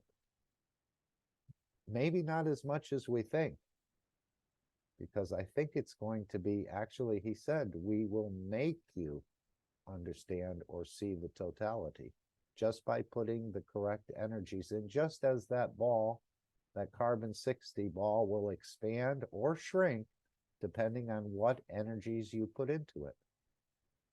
So in a way, it's a practice, yes, but it's also being gifted, I think. As he said, this is really that all the creatures will be able to transmute between the dimension of physicality and the dimension of energy, is a gift from the Creator in a way. Any thoughts, comments, suggestions, review? Before we create the Dome of Peace, maybe we should go to that now. Okay, I'm just trying to find my mouse. There it is. So this is the new dimension and the new understanding in the way the teachings are going. Not that we can't continue to play. I know one of the things he said the knowledge seekers have never done was to create a nitrogen GaNs. No one's done it, he said. He showed us pictures of it. It's almost like a bluish blue, almost a sky blue. We saw a few pictures of it. I didn't get too close to his phone, but he had it on the phone. And another thing, the knowledge seekers, he said about making odors or smells, beautiful smells with the interaction of the Ganses. None of us have, I haven't seen too many do it, or any that I know of. I know we can capture smells. Dr. Gatwa has shown us a number of things in cattle sheds and other bathrooms and things like that. But we haven't been able to create beautiful odors like bouquets, and maybe that's another thing for knowledge seekers to practice with. Again, this is the matter state, or the GANs is the fourth state of matter, but there are ways to create beautiful bouquets of beautiful smells, fragrances, maybe even new perfumes, about mixing the fields and the rest of it. And this is what he's saying about the creation.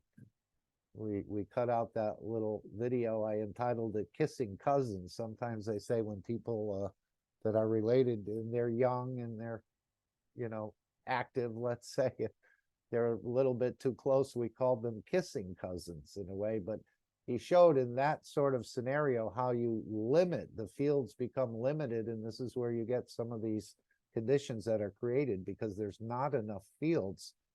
And so enhancing the creation by mixing the different, what we would call races or different colors on this planet, you actually come out with a very beautiful creation.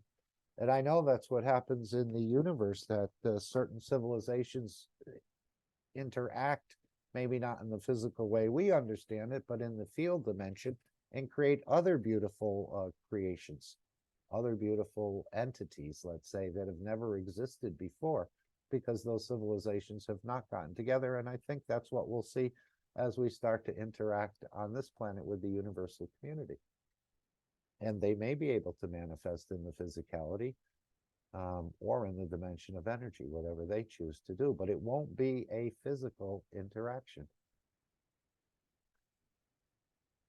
And that's just the way I see it at my point and position of understanding, which is pretty low at this point.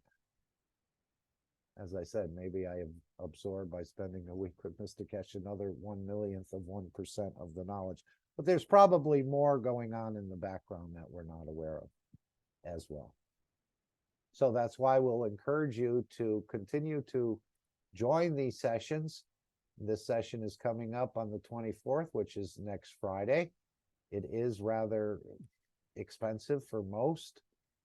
This is not just pocket money, but you're developing yourself, you're developing the structure, you're coming to understand your own beauty, and then perhaps you'll start to do a transmutation or arrive somewhere and be able to manifest yourself, and you can leave the airlines and the taxis and the cars behind. And maybe that's some of the things that'll start happening. But in a way, he said it will take years to complete this process. But we'll see how the man reacts to it. And especially when they see others doing it, you get quite interested knowing you have that capability within yourself to do it.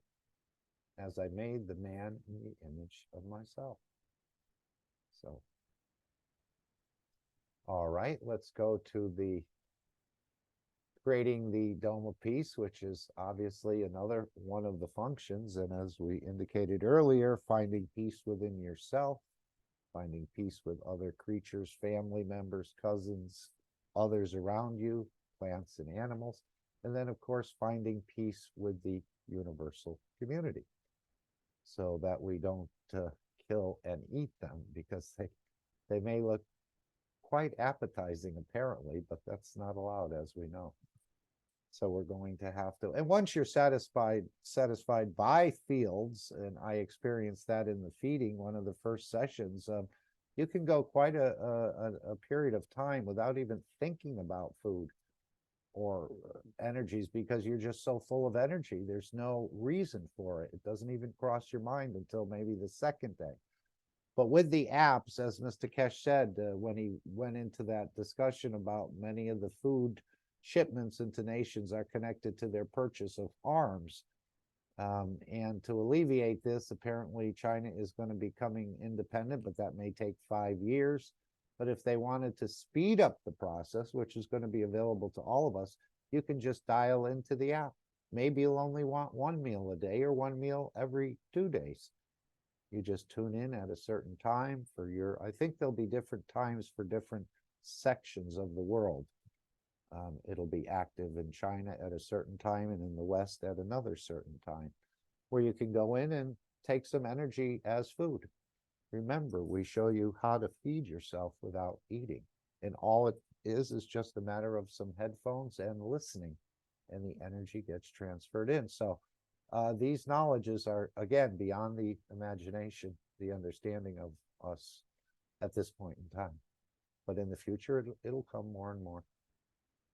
We will probably create some of the systems once we've matured the soul to the point that we won't abuse the technology.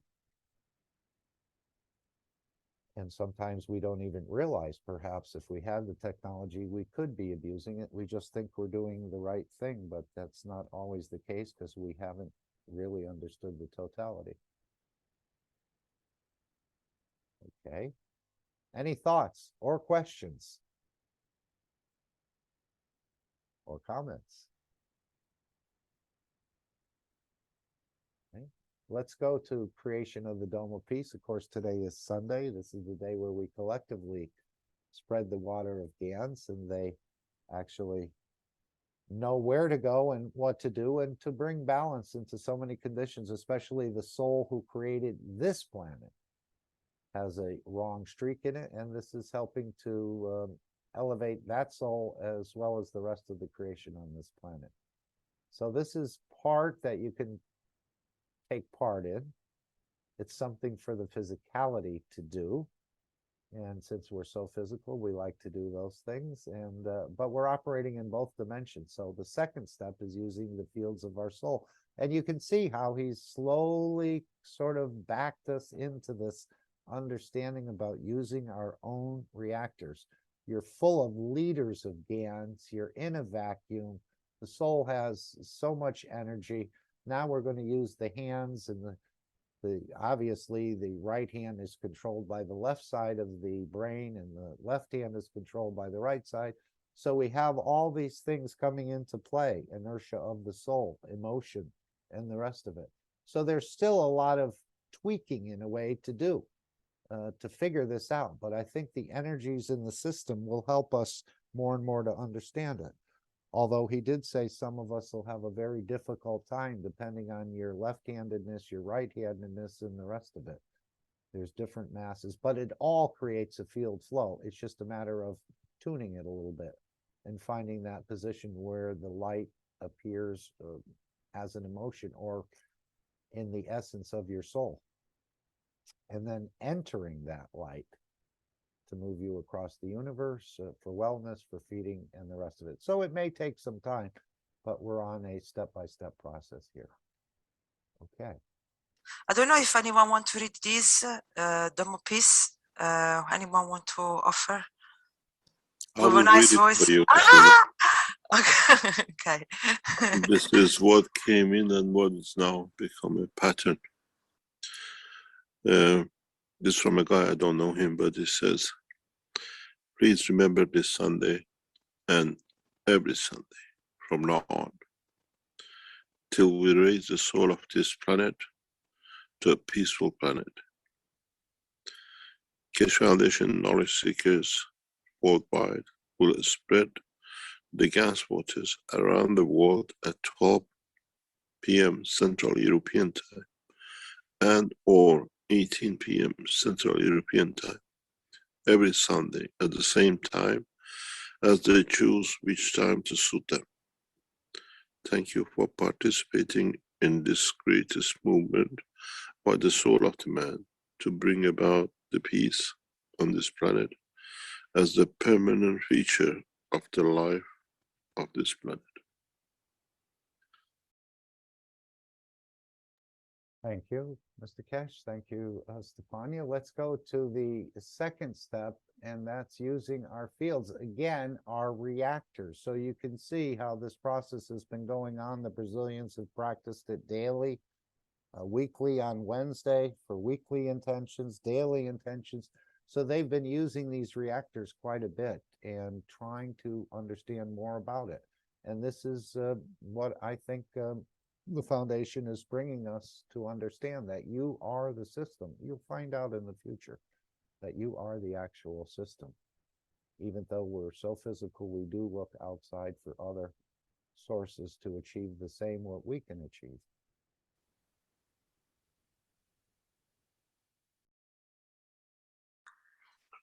Thank you, Mr. Keshe. It was from a man called Mr. Keshe.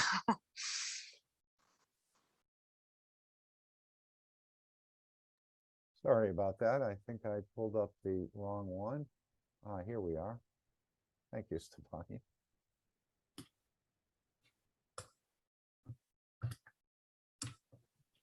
Yes, here is the Dome of Peace. And, this is here and we are in it.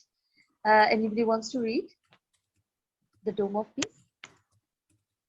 The beauty and totality. This is the call to all knowledge seekers. Let's together create the peace dome all over the planet. And you have seen the enhancement unit placed, and the Dome of Peace has already created, as when we wish that is already done. The Dome of Peace, I would read the beautiful beauty, I would say, full of beautiful words. Please remember, every Sunday from now on until we raise the soul of this planet to a peaceful planet, Keshe Foundation knowledge seekers worldwide will spread the Gans water around the world at 12 p.m. CET and or 18 p.m. CET every Sunday at the same time as they choose which time to suit them. Thank you for participating in this greatest movement by the soul of the man to bring about the peace on this planet as permanent feature of the life of this planet. Mr. Keshe suggests we add the next step to create the dome of the next step to create the dome of peace. And the next step is with the power of our soul, as we are shareholders. You know, we are the inventors, we are the investors, and we are the shareholders. We are always connected with each other. This has been a great awareness to all in the truthfulness that we are naturally not separated, never was. It was just an illusion that we are separated. We asked you to spread the Gans water each Sunday. Now we give you a new path now to try to unite each other's soul. Try to elevate the soul of humanity through your own soul to a level that no one can touch the embodiment of the human race. And choose a time where all of you come together on the soul level in a state of inner calmness. At that time, don't spread the water of guns, but spread your soul. Beautiful. Unite, and in time, we will make a new race out of the soul of man. And then instead of doing it once a week, do it all the time. Thank you, Kish. My message. Okay, we seem to have a little bit of an interference there. I'm not sure why that wasn't playing so good. So now let's just take 5 minutes of silence, exercise our soul to bring about the changes on this planet that we so desired. Peace with the soul of the planet, peace with the interaction of yourself with other entities, and peace with the universal community, as well as the 5+1 peace negotiators and the souls of the International Atomic Energy Agency, and all souls working for peace in Vienna, the soul of humanity, the soul of world leaders and religious leaders. So let us take 5 minutes starting now. Practice. Again, this is the same in a way as creating the light between the hands, but we're not looking for the light. We're looking for that emotion of presence of the creator. So we'll start now.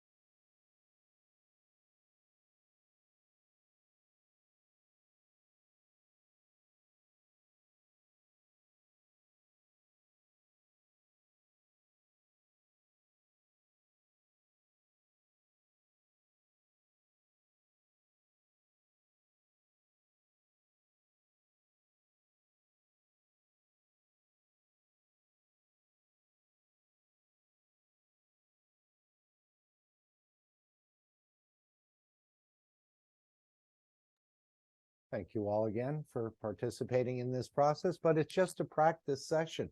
As Mr. Keshe said, I'll handle the physicality, you handle it on and practice on the energy dimension. And isn't this what we're practicing in the monthly sessions? The same sort of thing. And this is what the Universal Council is learning as well, to bring the manifestation out of the energies, the interaction of fields, out of the wishes.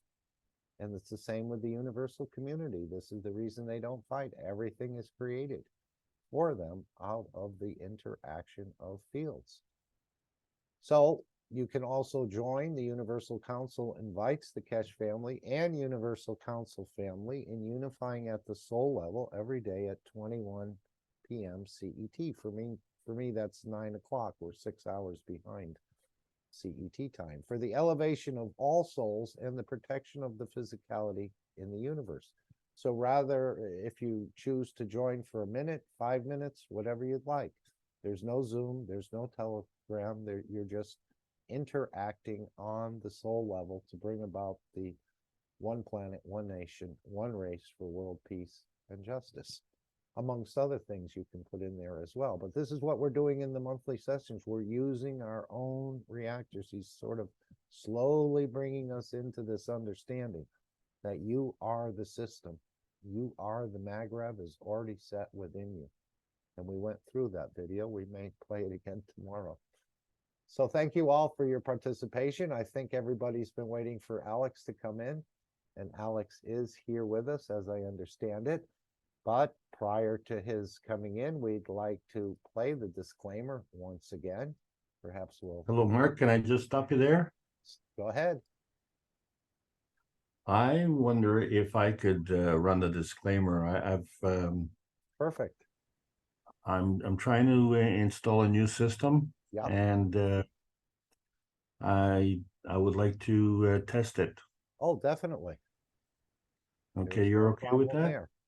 No problem there. So just take the screen at your leisure. We want to welcome you again for sharing, and I think there'll be more and more things you'll probably be sharing in the future as we know other developments have happened, and we may hear some more testimonials or different stories coming out of your neck of the woods, so to speak, and all different neck of the woods on this planet, as the systems that Mr. Keshe has promised have been released, and they're in many of the hands of those who had purchased them.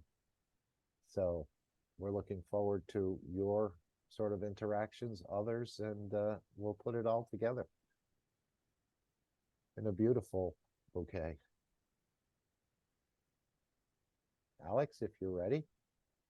Well, and thank you very much, Mark. So let me, this is the first time I'm trying this, so let me try this. No, we're very understanding and accommodating here. So. Yes, you are. So here we go. Okay. All right, we're just waiting for your screen to be populated. And now we're seeing the Keshe picture. Well, that didn't work. Okay, so you just have to highlight a different one. Just a moment. Yeah. It's okay. We have all the existence in the universe, so there's no rush. Did it work now? We see the disclaimer. Okay, so let's try it again. Here we go. Thanks, guys.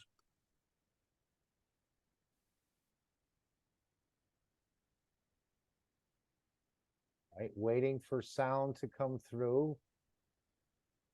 Have you Okay, optimized? take number 3.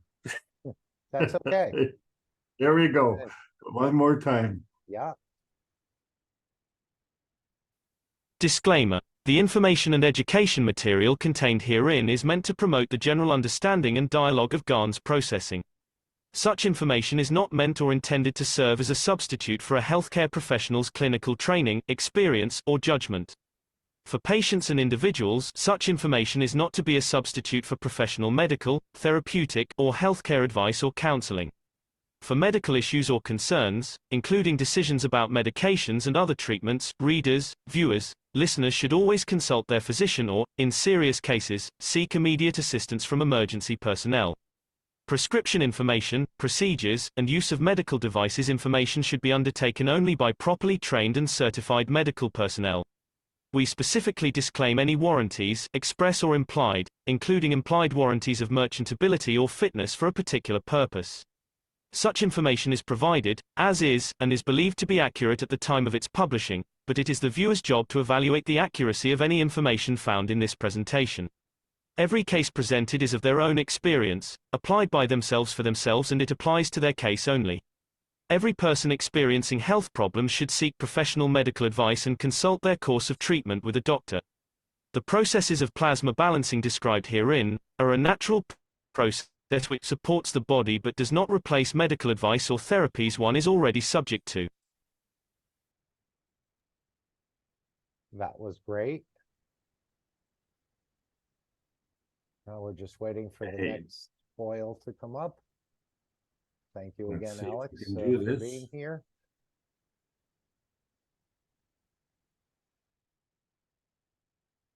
I see. So it is not working. Okay. Maybe you have to highlight it. I'm not exactly sure what I have to do here. Okay, This is, I can take the screen back and you can take the No, screen. no, don't, no. Okay, No, here we go. We're gonna Okay. try this now. Yeah. And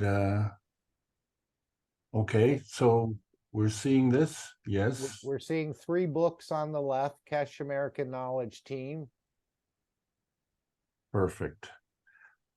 So Okay. now for my next trick, we have to do this. And we are going to, well, yes, here we go. We're going to share that. So, welcome. All right, I think it works. Thank you very much, everyone, for joining us on the Keshe American Knowledge Team meeting. It's another beautiful Sunday afternoon. And as we say, we're in the post-watershed era. Because this Keshe Foundation Spaceship Institute teachings on plasma science.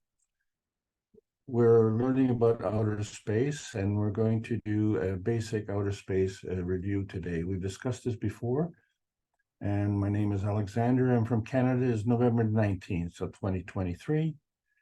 And this is a Keshe Foundation North America Plasma Education Series. So what we're trying to figure out, what is the difference between the limitations of man-made laws and the unlimitations of the universal role of man? Because the universal role of man abides by universal laws. And so we are at the crossroads now. As I said, we've crossed the watershed, but a lot of us are still on the other side because we are stuck with this donkey hesitancy, and it comes from the lowest energy state. And so we understand that there are different energy states, and they're described in the books of Merentev Keshe, such as book number 1, which is the universal order of creation of matter. And it brings the matter, dark matter, and antimatter together.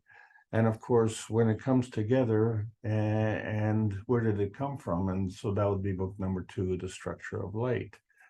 And then where did it go? Well, that was book number 3, the origin of the universe. So the anomaly, of course, is that if there's the origin of the universe, then how does that create it? And so this is the whole journey that we're trying to take, because one of the reasons we're doing these classes, and we say it's for the mature students. And when we talk about mature students, we're talking about going all the way back to even before 2010. And the thing is, we have so many students who have no idea what's going on. So these classes are designed for them. And so what we're trying to do is to move ahead and still do repetition so that we see the connection. But for the mature students, this becomes a demonstration of various ways that you can describe it, because there's no one way to explain it, because everyone is drawing on different experiences. But the thing is, the mature students will become teachers. And so this becomes a second burden, not only to understand the technology better, but to understand it in such a way that you can teach others, because that's what's most important. When the others learn, then that helps you. And this is the whole part about empowerment. This is the whole embodiment of our little tiny piece of pie in the sky. And so we've been embarking on many monthly tours, starting as of December the 16th of 2022. And every month we've shown a little bit more with the advancing of the technology. So introducing things like food security and energy security and communication security. But we need to advance as much as we need to allow other people to join in. So we are trying to do both of these things to come together. And coming together is really what it's all about. And we will be going on a new excursion on Friday, November the 24th of 2023. So we want to timestamp it at this meeting. We're talking about the transmutation of light and what it means. And so this is the next phase of operation, and it's pointedly marked on the calendar because we are on the other side of the watershed. And so what watershed are we talking about? Well, one of the watersheds that we had to cross over, obviously, was in January of 2020, with the beginning of the pandemic. And of course, we introduced the cups of life. And it was kind of difficult for a lot of people to understand that they weren't the cups of the pandemic, because they were representative of our inner space field strength, which represented our emotional strength and our physical strength, and it came from our core. And so in the review, we've discussed our inner space, and now we're looking to get into our basic outer space. So this becomes a continuation of the teaching, which is trying to distill over 6,000 hours of teaching. And 4 years ago, we started with the basic teaching, understanding, knowing, insight, earth space, inner space, and now we're doing the outer space. And this is part of the review. And it is dated, it is old. And this is one of the things, but there are, for many, this will be brand new and it'll be a shock. And they won't understand what do you mean by the call of the wild or the overlapping fields. What's a cargo cult and the window seat and the dreamscape and the reality dimensions? So these are the things that we need to discuss. And so let's get into it, because we have to wonder who's calling. When you say the call of the wild, what is that? Who is that? You know? And this is all part of our search for outer space. But we seem to just be looking at a little tiny piece of pie in the sky. And of course, it's a sentimental pie. We like this place. And in order to find it, we had to figure out where we were not. And so we were not in Venus and we were not in Mars. So we kind of split the difference and came to Earth. But in the process, we had to create boundaries to say, well, this is me and this is not me. But now that we found our specific location and we see it, the thing that we don't see is the rest of the pie. And how large is this pie? And why are we getting this tiny piece? And so that becomes another question. So we're trying to answer these questions, but we can't specifically answer all of the questions. What we can do is point to the direction that some can get their own answer. Because let's face it, when you look at the vertical people, they have their own space. And they got there without our assistance. Well, so we think. But the fact of the matter is that you come up every spring and there they are. And there's so many of them and they're so well organized It's absolutely amazing how they do this. But, we just kind of take it for granted. And then within these vertical space, we have other insects and like bumblebees. And so they're in there sharing that space, right? And then we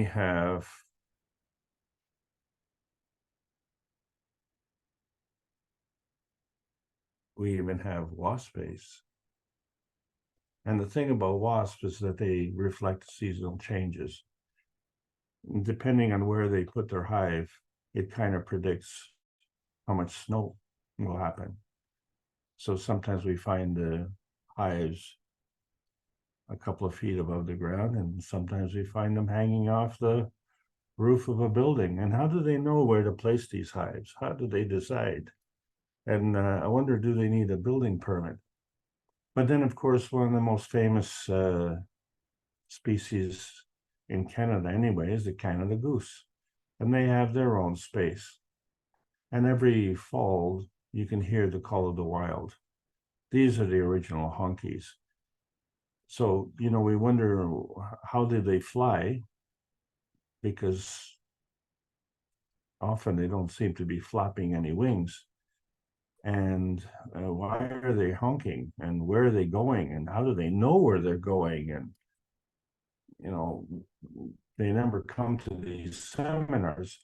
So then when we look at the vertical people space and the difference from them in the springtime and in the fall, you see that they have seasonal changes, and sometimes the leaves turn color, and depending on when they turn color, this kind of could predict an early winter. So even though some leaves are green as others are starting to turn, when you look at the calendar, you can determine if it's going to be an early or a late winter.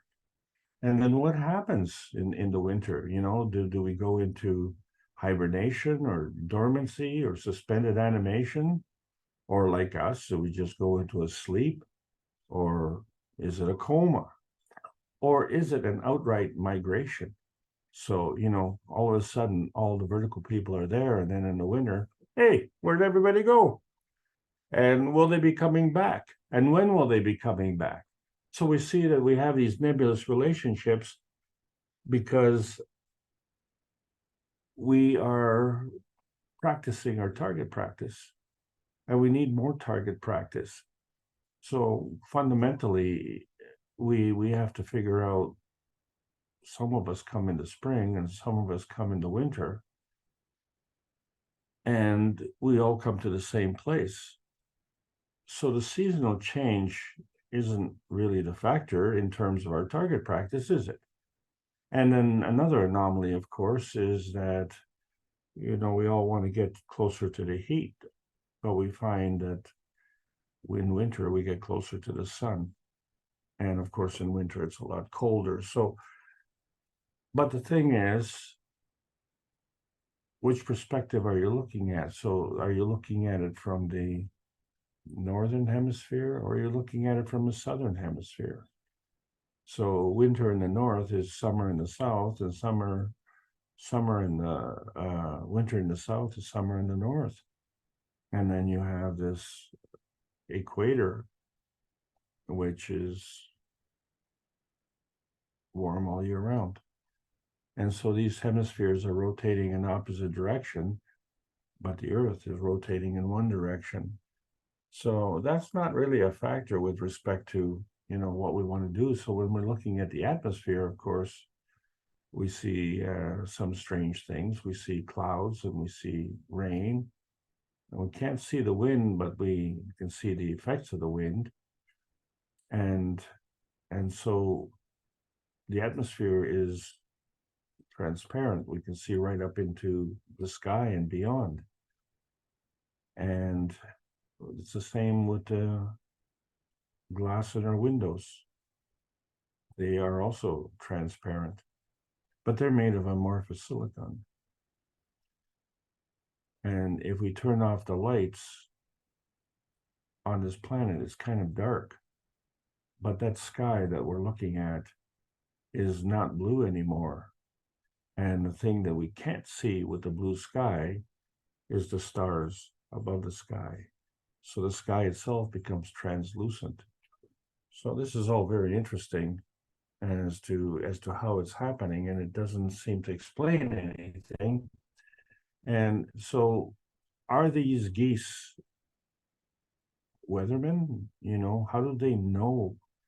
Is it just by these wind patterns? No, we say, well, these wind patterns reflect, but the thing is, these wind patterns are moving all the time, and it's windy to some extent every day of the year. So that's not really the telling tale. But the difference in wind patterns has pressure gradients. And so we have high pressure and low pressure. And even that's not really telling enough. Those are just some of the things. So there's something that's going on.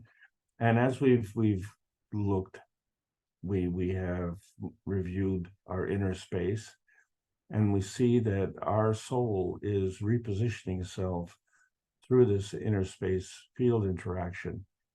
So the ones that we recognize, and so if we talk about the two feeding dimensions, well, in our physicality, we have the physical brain and the physical body, and there's an emotional connection in there. But the thing is that the physical brain has an emotion and the physical body has an emotion. And so the emotion is really what's feeding back.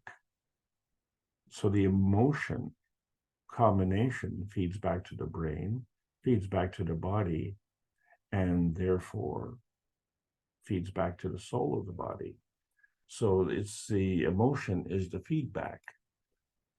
But there is also a direct connection between the brain and the body, and we know that, but it's one of the toughest things to explain. And then we find that the brain has an emotion as well. And so when we look at that set, we don't just say, well, the body and its emotion, but the brain and its emotion can then affect the brain and the physical body. So we started with 2 feeding dimensions, and we got 3 feedback dimensions. But we have another 3 feedback dimensions. And so which of these dimensions is the one that's, most relevant? And it all follows the basic plasma feeding rule, where the higher strength feeds the weaker strength. And so it all stems from these 2 forces that come together. And so we have these 2 feedbacks. One feedback is the universal harvesting, which is self-enhancement, and the other feedback is the Deluge harvesting, which is self-consumption. So these feedbacks are operating in the same level. And so we asked a generic question: when 2 forces come together, is it destruction or is it creation? So if we understand that destruction is a kind of creation, then the real question is, what kind of creation are you creating? And are you a shining example, or you're just a flash in the pan? So we have evolved, unfortunately, into one of the feedback dimensions. And that feedback dimension is a biosphere eating role, where the higher strength eats the weaker strength. And so obviously this becomes a point of conflict, right? And so this creates its own conflict field. And so, of course, when you're in that field, then you don't want to be the eaten one. So this is not you. So you're anything else but that. And so this becomes the contentious issue. So when the crying of the wild geese, and as beautiful it was to see, as I took these pictures, the hunters fired 25 shotgun blasts. Well, his purpose is to feed a family, and that goose is cooked. But then there are monarch butterflies, and they do the same thing. But at this point in time, we had another monarch passing, and the nation was crying. And then, of course, there was even more crying, and it continues today. So at the time of this writing, 3,500 plus died in wars. and there was no purpose or purpose to feed a soul. And today we have another situation that's over 12,000. So what we're seeing is overlapping fields. There are things that we need to consider. And so we find that, you know, with these wars, we get this different kind of feedback. You know, we put our young men into war, and if they survive, they come emotionally broken. And so we have offered an opportunity for PTSD recovery, so we can get this inner space emotion energy manifestation and restore the balance to their default refugium manifestation, to the soldier's point of safety. Because the number of soldiers, as brave as they are, as trained as they are, as armed as they are, and knowledgeable in weaponry as they are, the one thing they can't do is sleep at night in peace.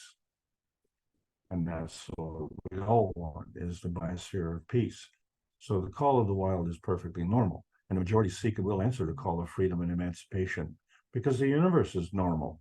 So the earth is part of the universe and seeks freedom and emancipation. And our existence as man is in an existential crisis, and it defaults to the harvest of the plasma energy of the plasma universe. And that's what we have to take into account. So when we look at these overlapping fields, we have to see that there are magnetical overlapping fields and gravitational overlapping fields. And we used to talk about them in the basic ways between the dream-made reality and the man-made reality. But the ultimate connection is the peace dome, because this is the inner space dome. And so we share that with our earth space. And so these are two different feedback dimensions, and yet they are overlapping. So when we're trying to discuss what is it that is, you know, the defining factor, the problem is it's a phantom pie that we're looking for. And phantom being something that's apparent to the senses, but with no substantial existence. So when we look at our sun space, we see that there are launch points, targets, there's some new space, maybe it's a new home, and the new home be a new launch point to return to the landing point. And stars have a name, and our star is the sun. The name of our star is the sun. And in our environment, we have to differentiate which dimension we're talking about. So we have some criteria. So we have the same environment, and in that environment, the vertical people have different species. So we're also on this earth space, because the earth space is now also overlapped not only by the vertical people, but by man space. And of course, there are other horizontal people that are in this space as well. And some of them walk, and some of them fly, and some of them swim. But we look at another kind of differentiation where we have different environments and the same species. Okay, so Mars is a different space, and it's overlapped by Earth space. We're both part of the sun space. And man space is part of the earth space, so it's overlapping. And don't forget the vertical people and the horizontal people, and they're all overlapping in the same space. So then there's a third one, and this is transmogrification. So where we have the same environment and the same species, but bloodworms turn to mosquitoes, and caterpillars turn to butterflies, and tadpoles turn into frogs. And so there are two different dimensions, and there are both feedback dimensions. And which one do you choose? And when do you choose it? So when we're talking about transmogrification, and we're looking at the same environment and the same species, the same thing happens with eggs. They turn into geese, and embryos turn into humans. And of course, blastema cells turn into differentiated cells. So we're all capable of doing this transmogrification. So the basis is this inner space positioning of the soul. So when we take into account the brain and its emotion and the body and its emotion, and we have the manifestation of the soul of the body, well, the soul of the body has these two feedback dimensions of the mind, emotion, and of course the Gans emotion, which is encapsulated within the skin of the body. But now we introduce the soul of the man, and this is another feedback dimension. So things are getting quite complex. And this is a good thing, because one of the things we have to realize is that when things are in balance, not only does nothing happen, but it becomes invisible.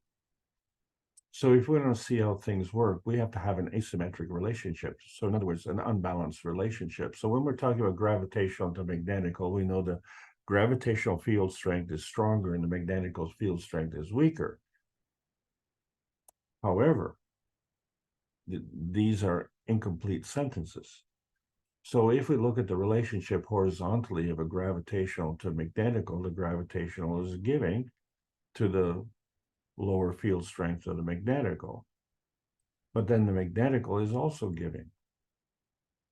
But there's also feedback. And so in the process of this giving and taking, there's another relationship that develops. And that is from the higher energy state to the lower energy state. So this horizontal gravitational magnetical relationship manifests itself in different energy levels. And so these different energy levels also have a vertical gravitational magnetical relationship. And then we have these PM ticks. These PM ticks come from these relationships. And so they create this gravitational feedback. So if we understand that we start with one nebulous point and we add a second point, then we have to figure out how to connect it. And so we're just saying vanilla, any point. So this has to be asymmetric. But the thing is that in order for the gravitational field strength to maintain itself, it has to have within it a gravitational magnetical relationship. And since it cannot just sustain itself on its own, it has to give and take energy. So we have another asymmetric PM tick release on the gravitational side. Well, looking at the magnetical side, it has the same effect. To maintain the magnetical relationship, it has to have its own magnetical gravitational relationship. And it also has to exchange energy. So it has another asymmetric PM tick release. So whether it's in this discussion of a gravitational field force or a magnetical field force, in order to have a PM tick's release, there has to be an asymmetric relationship.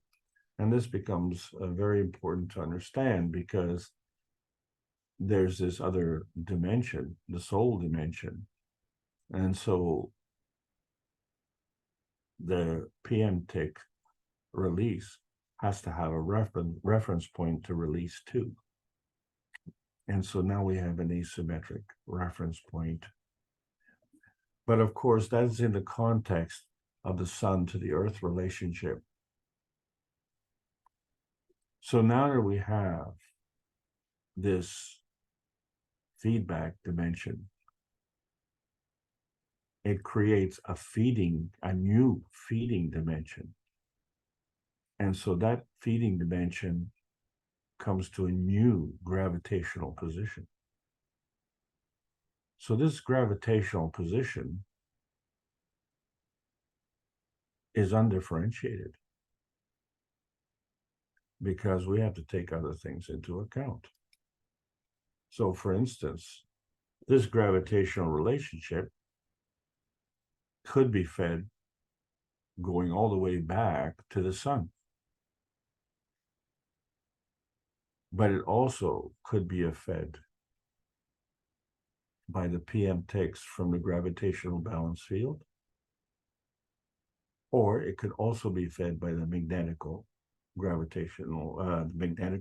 balance field, or it could be fed by the combination of the soul fields derived from the PM ticks emissions. So we don't know which one it is. It could be any one, but this is a asymmetric nebulous points. So we have to understand that when these geese are trying to decide when it's time to migrate, they have to tap into this asymmetric nebulous point. Because when I look at this, it looks pretty summery to me. It doesn't look like winter's coming, and in fact, it's quite warm. But the geese seem to know, and they know before we do, right? And so we have to follow the leader. And so we see that some geese start flying, and the other geese follow. And so we have another reference point.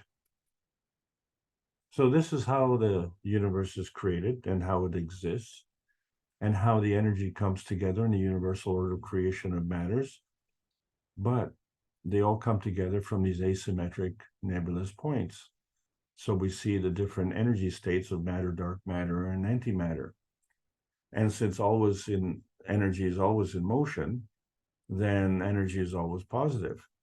So it's not the energy that's positive or negative, it's the charge is positive or negative. The charge determines the energy of the motion. And can that energy remain on the same energy level, or will it transcend different energy levels? So energy always has attraction or repulsion, what we call gravitational and magnetical field forces, which represent either a feeding or a feedback. And so you, as the last man standing, has these choices, because you have to choose which dimension are you trying to operate in.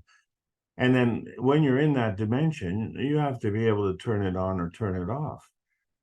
So this becomes part of the feeding process. But also, sometimes we have to increase, and other times we have to decrease that strength. And again, you have these choices. And what happens when you're changing this? Well, you're also either enhancing or diminishing your positioning. So this is what's determining these dimensions. And so when we're looking at these overlapping fields, we see that the soul now comes into the question, and it also is working on an inner space positioning. So now we have three feedback dimensions. We have the relationship between the physical brain and the physical body, and then of course the emotion of the brain and the emotion of the body. And then of course that just takes care of the body, but we have two resonances, the soul of the man and the soul of the body. So which dimension are we talking about, and which one is more important? Well, this is not really a contest. What it is a positioning.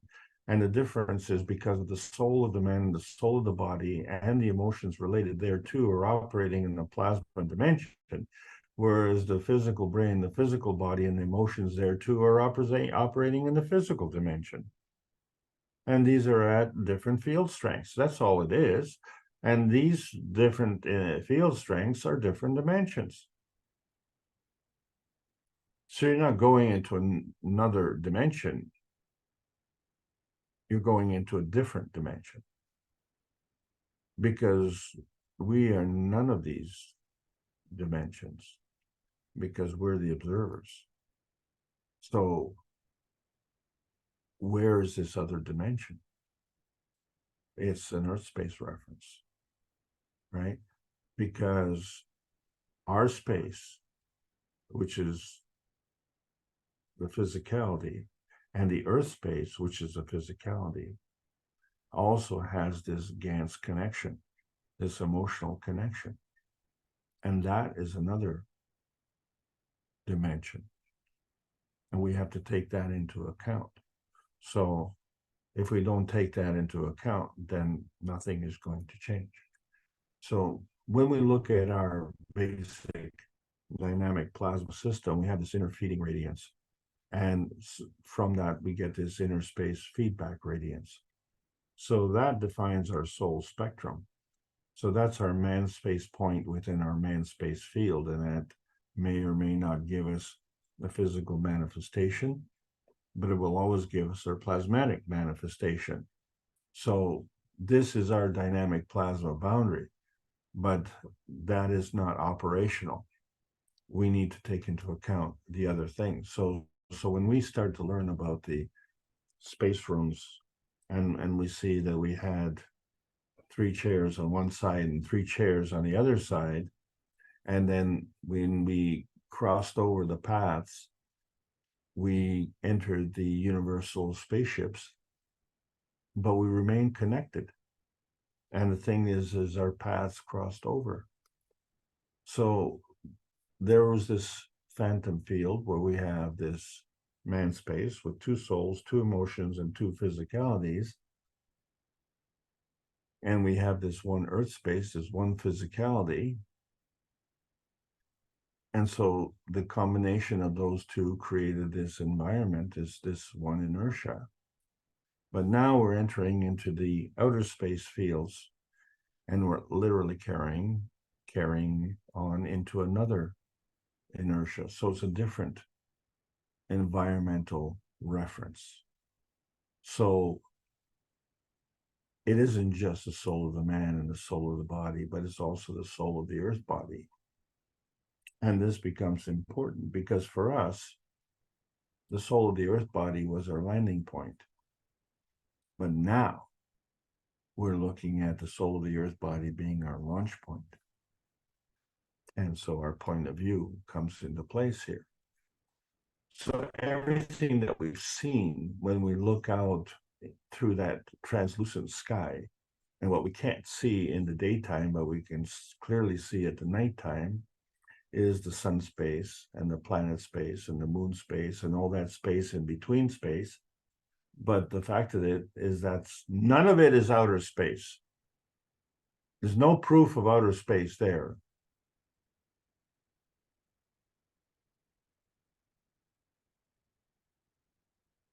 And this has been the fallacy. When we talk about advanced technology, we're enamored with electric cars and hydrogen cars and flying cars and the nuclear connection and UFOs. And the fact of the matter is all of these are obsolete. Because as Earth-based beings, we are composite 4-wheelers. That's what we are.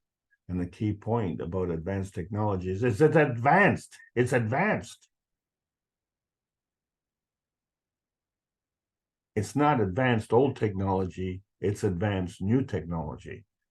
And so when you go to a corner store, you can't buy advanced technology. Or when you watch a commercial on TV, they don't talk about advanced technology. They just talk about things that they want to grab your attention to. And so all of these things fall under the category of satellites, and we are also part of these satellites, and sometimes we get lost, because where exactly are we and why are we there? And we need to get some kind of reference. And so this is what we're always trying to do. We're trying to define who we are and what we are and where we are and create boundaries. But, the fact of the matter is we all have these overlapping fields. And then now we have to add more fields. We have to take into consideration moon space and that satellite space, which very few of us have experienced. And then when we look at the moon space, we see that, it is a launch point target. It's another space. It's a different space. It could be a new home. Or it could be a new launch point to return to the landing point. And, our moon has no name. It's just called Moon. And its thing is it's a satellite of the Earth. Okay, so what are satellites? Let's review the surface to volume ratios. We find that 1 and 1 is more than 2, and we understand that the first one is not necessarily the same as the second one. And so the first two become feeding dimensions, and then you have the third dimension, but you don't lose the first two dimensions. So all of them become feedback dimensions. And as I said, we are the observer, and so we're in the fourth dimension. But when we measure these dimensions on Earth, we always have to take into account by the equation the radius. And we multiply that by pi in a certain formula to either determine the area or to determine the volume. So what does this surface to volume ratio mean with respect to the circumference of the circle? So if we take the diameter of the circle and we say, well, it's the circumference of the circle is pi times d, which is d is the diameter. So of course, the smaller the diameter, the smaller the circle. And so in basic physics, we understand that the smaller the particle, the higher the negative charge.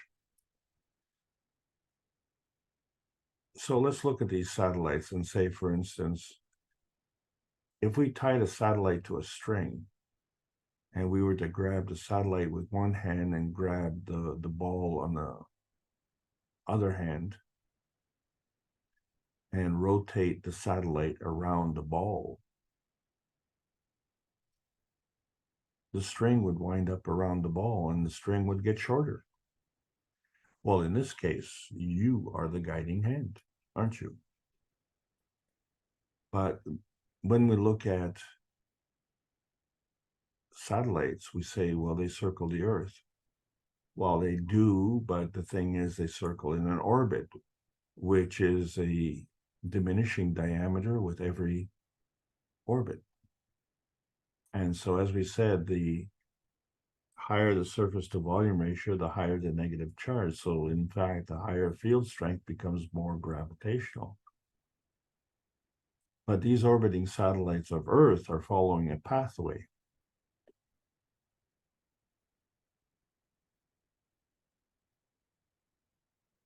So the negative is the giver, and the higher field feeds the weaker field. So as these satellites keep orbiting,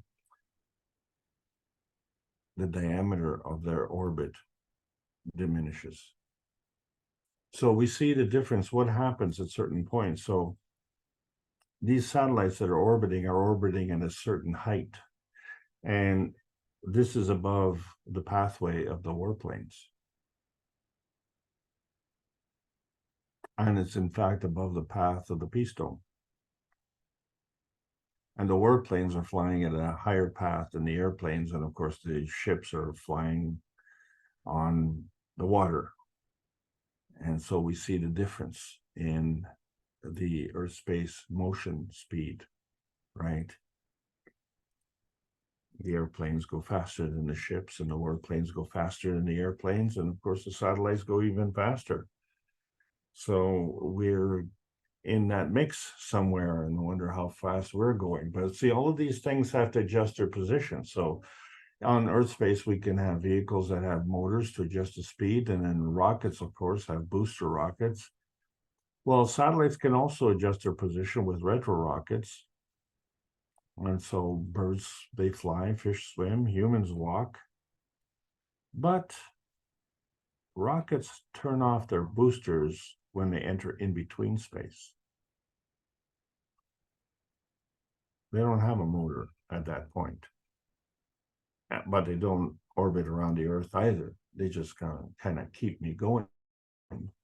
And they just kind of walk out the door of the planet. And they just keep on going. And how far will they go? And what will alter their path? And if there's nothing that will alter their path, then how will they come back? And will they come back? well, obviously, we're not taking enough into account. So this is reflective, of man's limitations. So when we enter the space room, we had different chairs and we crossed over and we entered the spacecrafts and we remain connected to our Earth space. But when we look at these satellites, they're not crossing over. They just keep going around and around. So is this what happens to us when we go to sleep? Is this a kind of flight simulation? When we soul travel at night, do we cross over? Or do we maintain the integrity of our path? So, when we're looking at the comatose state, and we say, well, is it brain dead? Well, the body's alive. Well, where is the soul? And is it connected? Well, of course it's connected because the body is alive. So somehow, some way, we have this dynamic transfer. And we also have this physical destination connection.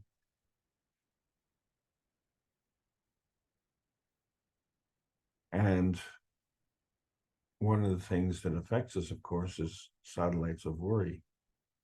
Things like our family, our jobs, food, and of course, money. But our soul operates differently. Our soul, that's the essential you. It interacts between the plasmagen state and the mattergen state. It's the soul of the body. That's the surrogate you. It's interaction between the plasmagen state and the environment state. That's this matter state. And so when we're looking at the satellite motion, we have to understand that there are two field forces, both of which are creation. But the opposite to the creation is this natural decay. And so one of the relations that we have is between two field forces of the same element.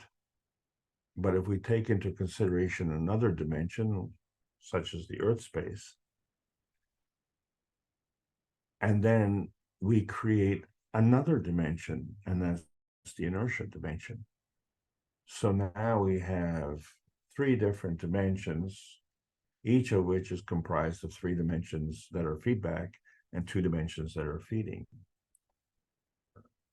So some people have taken to the notion that we're going to count the dimensions. And so we have fifth dimension, sixth dimension, and so on, like 5G, 6G, 7G, and so on. So when we're looking at these satellites, we kind of say, well, this is me and this is not me, and we create these boundaries.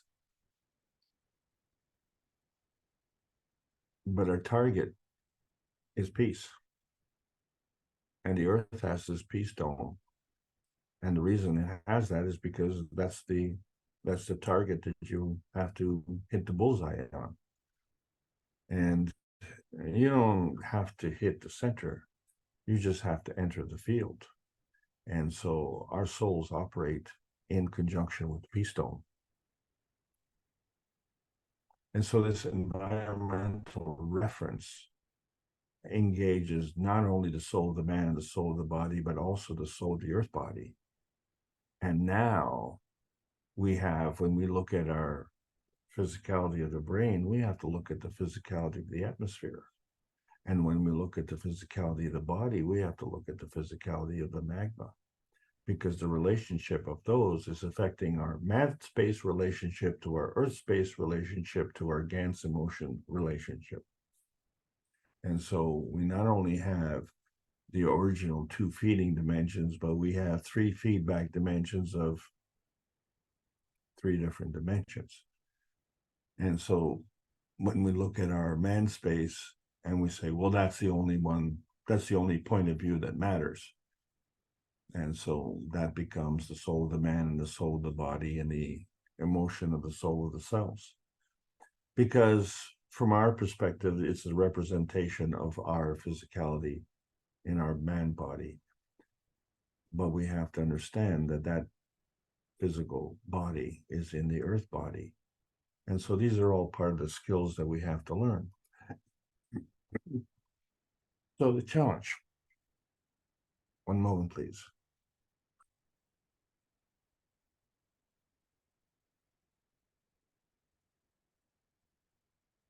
The challenge when someone gives you 35 seconds to define plasma, you have to tell them plasma is a kind of energy state. There are different kinds of energy state. And so this affects your point of view. And so it's very helpful to understand our earth space, because that'll help you find your inner space. And once you understand where your inner space is and the relationship with the earth space, that's the key to the gateway to outer space.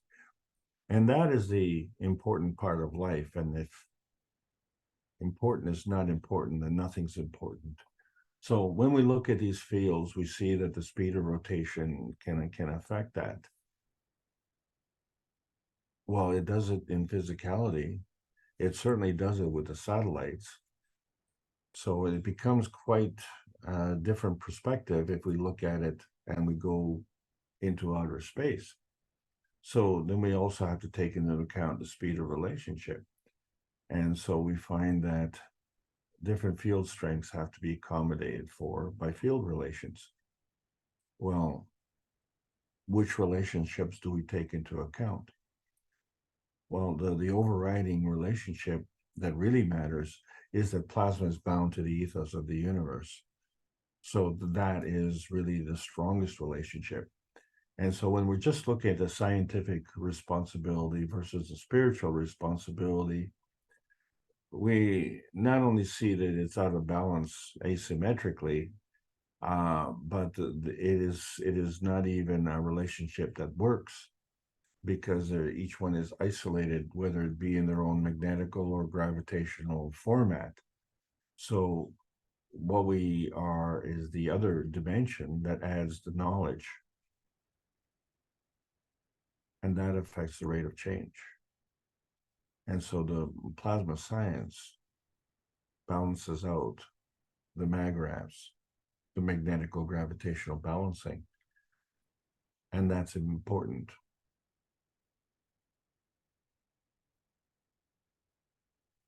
Because the picture is otherwise incomplete. All we see is this inner space that's part of our little dream state, and this earth space, which we say is part of our awake state, and we have this confusion. And so, well, how do we, establish the peace on the planet? And if we look at the model of the peace in the universal community, then we understand that this is where the science meets the soul of man for peace. We have to look at the outer space dimension, because that transcends the soul limitations. Our limitations aren't just tied into our past and into our future. And it isn't all about the present. We are all an independent variable. So how do we go through this transformation, and what are we creating as a result of it? So there's this feeding, there's this feedback, and then there's this inertia. And do we trust it? Well, if we don't trust it or even abuse it, then we have to understand that this becomes our eternal burden. And sometimes we think that that's okay, but in other times we're so badly compromised and we're so out of balance that we just feel that we have to keep going. But if we understand that when we have negative charges, that gives, and we have positive charges, that just takes. And the more you take, the more you're binding. But, if you're giving and taking, then the energy can be flowing. And if that energy is flowing, then you can change the field strength. So the principal interaction, of course, is to be binding. That's how you maintain the field strength. But then you share that field strength with another binding energy, and that becomes flowing. Well, how you flow the energy from yourself to the other field flows back right to you. So it's a two-way street. I mean, this is how energy is always in motion. And so you compare that basic formula to the energy binding of people who bind energy at the expense of others. So you see that they are drawing energy from the lowest energy source, because our energy source is always seeking to be binding. And in order to be successful in that binding process, it has to draw from the best energy. And so we find that if you're drawing energy from the lowest energy state, you not only have to, you not only get less, but in order to get more, you have to get it from others as well. And so this becomes a point of greed. And it becomes a preoccupation. And when you're successful in that greedy preoccupation, then you see, well, this is the way things are supposed to work. And so you only see the transportation of your physicality, but you don't see the transformation of how you got into this physicality, because our soul vision is disconnected from the reality. And that becomes the problem. And the solution, of course, is to understand that the energy flowing comes at the enhancement of others. In other words, if you want to be wealthy, then your neighbors need to be able to pay for your goods and services. So it's not a matter of wanting to be wealthy. It's a matter for your neighbors to be healthy. And in order for them to be healthy, we have to understand that we need to be a peaceful nation. And when we say the nation, that's one nation, one planet, and one race for world peace. And so this past Tuesday, November the 14th, was the 300th such session. And of course, last Saturday was the monumental Ambassadors Conference in London.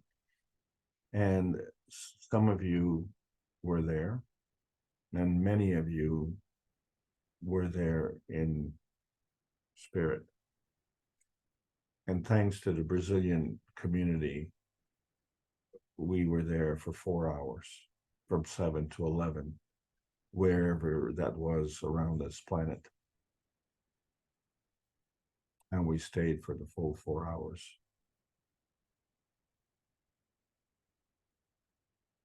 With our intention. That's the dimension that mattered. And it was very, very powerful. And so when we talk about drawing energy from the lowest energy state and needing to have many more, well, we drew from the highest energy state, the peace dome. And I believe that the Brazilian community had at least 19 cell phones operating simultaneously to extend the connection. So you can see how the field strength multiplied. Strong field strength multiplied. This is how the future works. So each one of us, although we're independent, can reach another one through an interdependent universe. And we all went through a very emotional transformation, which teaches us how important it is to have one nation, one planet, and one universe. Because we're the anomaly. We're the ones who are not seeing this emotional vision. What we're only seeing is our eye vision, our ear vision, and our nose vision, and our mouth vision. These are all feedback visions, and you can create 3 dimensions of each one, or you can put them all together, but you're only seeing part of the picture, because this whole positioning comes from this plasmatic symbiosis of different visions. And that's how we cross the watershed. And so, did we have a window seat? Well, that's an interesting question, because, how do satellites become spaceships? because that's what we want to be. So it has to take this dynamic plasma field that we have and interact with another dynamic plasma field. This creates a dynamic plasma interaction. So we take our feeding radiance and feed it to another and achieve the feedback radiance. And so this has to cross over no man's land. And where is that no man's land? Well, it's in some nebulous space in outer space. And we can either get there with our soul, or we can get there with our universal spaceships. And so we see that the targeting window actually belongs to the navigator only. There aren't any passenger windows, because the truth is there's nothing to see. It's instantaneous travel. Zero time travel. It goes from the physical launch point to the physical landing point. You don't even get to eat a bag of peanuts. Forget ordering a martini or something.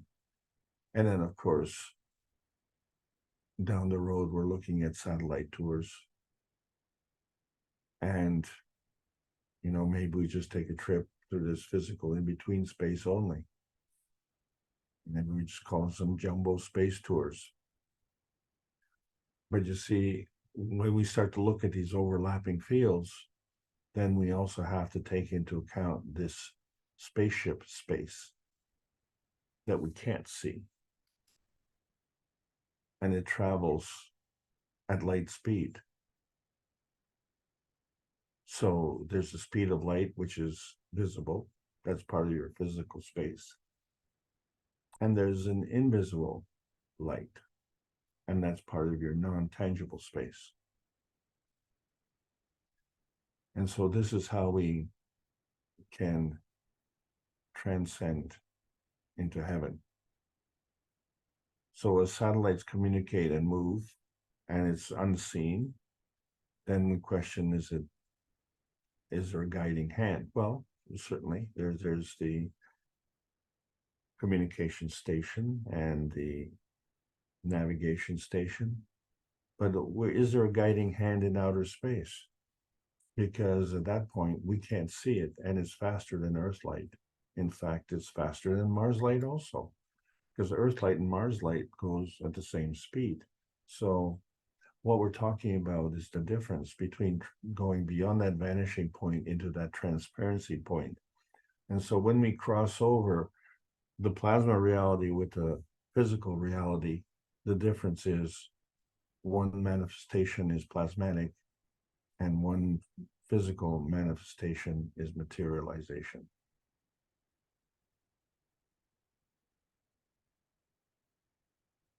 So if we look at our dreamscape, what kind of manifestation is that, and who's guiding that hand, and where exactly are we going? Since we know within our, what we see as our space, we know it's not outer space because we can see it. So it's all part of our space, but there's the rest of the space. And so what are we talking about? You know, is it our near space or our far space? And what happens in this, you know, when we go into our dreamscape? And interestingly enough, wherever we go, we always have enough fuel. So, you know, none of us are going to sleep with a gas tank. You know, where are you going today? Well, think I'm going to go to Mars. Well, you better pack an extra lunch. So, you know, so it's the soul of the man with or without the soul of the body that does the traveling. But if the soul of the body is doing the traveling, what happens to the physical body? So at this point in time, everything that we're talking about is understanding the connection in this art of dreaming, which is a manifestation of this plasma dilution. Because the soul of the body is faster than Earth light. That's how we got here. And the soul of the man is faster than the spirit light. not only how we stay here and navigate, but also how we enter into the dreamscape. Excuse me. So this knowing by connection is actually connecting the entire universe. And even though there's a connection, it's all not always next to each other. So we call it the universal contiguous connection. And the funny thing, we could hear excitable visitors. What? Where did they come from? And why would they want to come here? You know, we all want to leave. And so with the possibility now of us entering into outer space and having this as a manifestation of our dreamscape, we are now seeing signs of a reverse dreamscape where these excitable visitors come to us and we are part of their dream. Well, how cool is that? So we see a different kind of inertia manifestation. So every inertia manifestation of a kind involves this PM6 feeding, which is a magnetical feeding. It's part of the divergence of all these energy parceling units. And when they come together and converge into this plasmagen, it's a bringing together of the dilution of the field forces of antimatter, dark matter, and matter gen. And we didn't say which ones. We're non-specific, undifferentiated. We're just creating a maggrav field. It's gravitational. And that in itself needs a place to operate. And that operation is in Earth space. And so the field interaction, which we call inertia, is the manifestation that we're witnessing right now. So we find that Earth space is a kind of energy state and is gravitationally stable. So our inner space is also gravitationally stable within this energy state. But if we want to go into outer space, where the plasma is bound to the ethos of the universe, we have to go through the attitude change and understand the proper sequencing of the soul sequencing. So it's the soul of the sun plus the soul of the earth that attracts the soul of the man, isn't it? Because the earth has to be here first. And so the soul of the earth, in order to come here, had to make a priority sequence where the soul of the solar system plus the soul of the sun converge. Now that we have the soul of the earth, we can attract the soul of the earth body. Okay, well, now the soul of our body has a place to go. And when this earth body materializes into the physicality, then our physical body can materialize. You have to have this reference. So which reality dimension is the real dimension? Well, so if we're looking at instantaneous travel, and we say, well, the only thing that we're going to consider is this physical launch point and this physical landing point.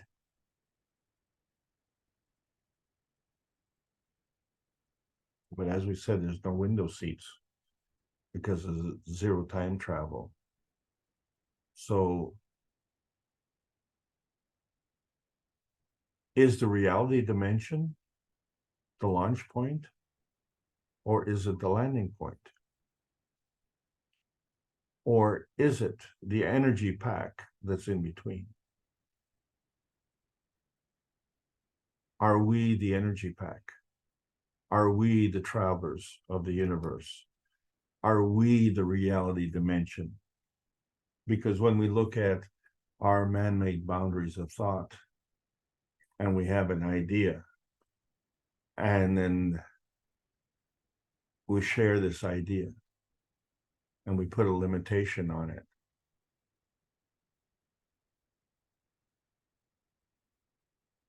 then we become limited ourselves. But if we broadcast, then the decision to transcend the man-made boundaries of thought is not in the sender, but it's in the receiver. So the receiver gets to choose and say, oh, no, no, this is not me. No, this is not me. No, this is not me. Oh, yes, yes, this is me. And then you make the connection.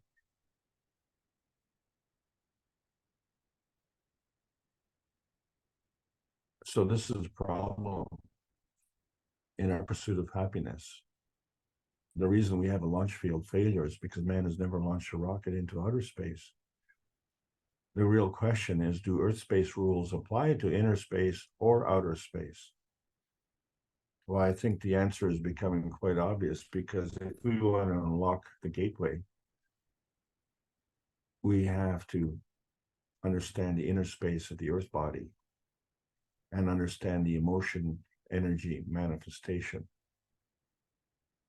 which, whether it's on Earth or on another planet, in the universe, or in our mind, this is the difference between peace and prosperity and war and poverty.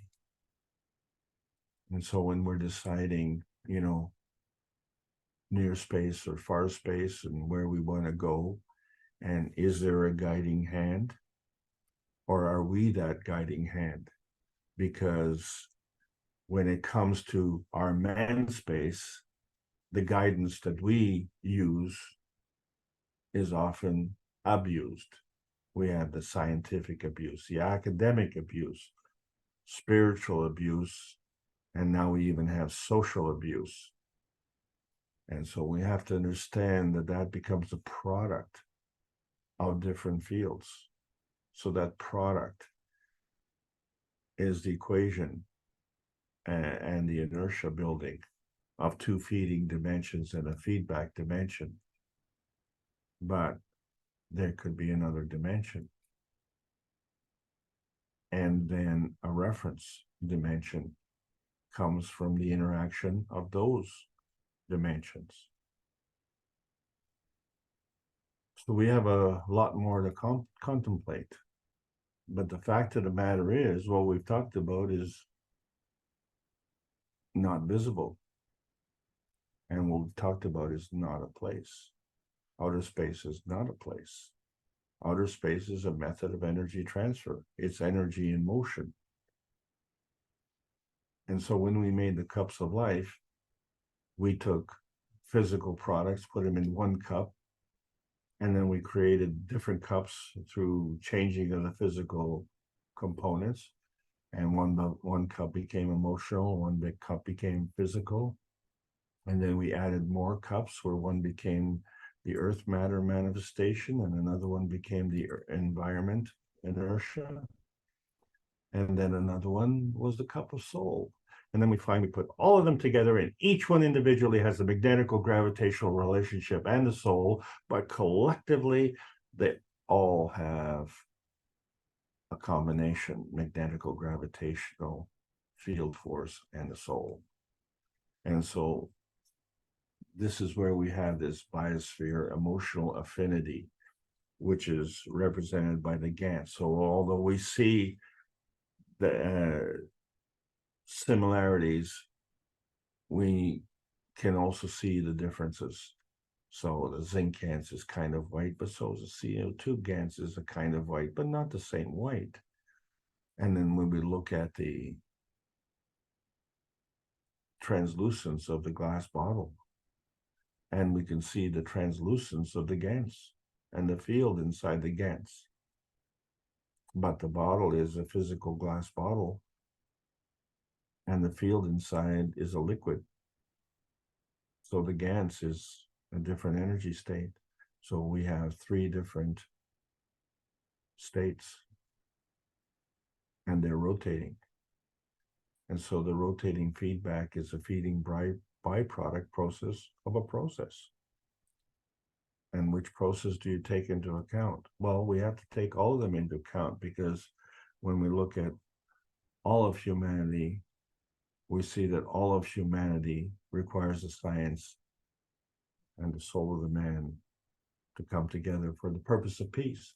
because we're in the post-December 16th era of making choices, December 16th of 2022, where we see the bountifulness of the Earth space and the transmutation space of outer space.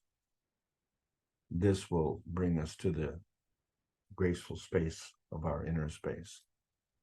And so we've been pursuing 512 knowledge seekers workshops, 512 weeks in a row, to transcend the limitations of nuclear science.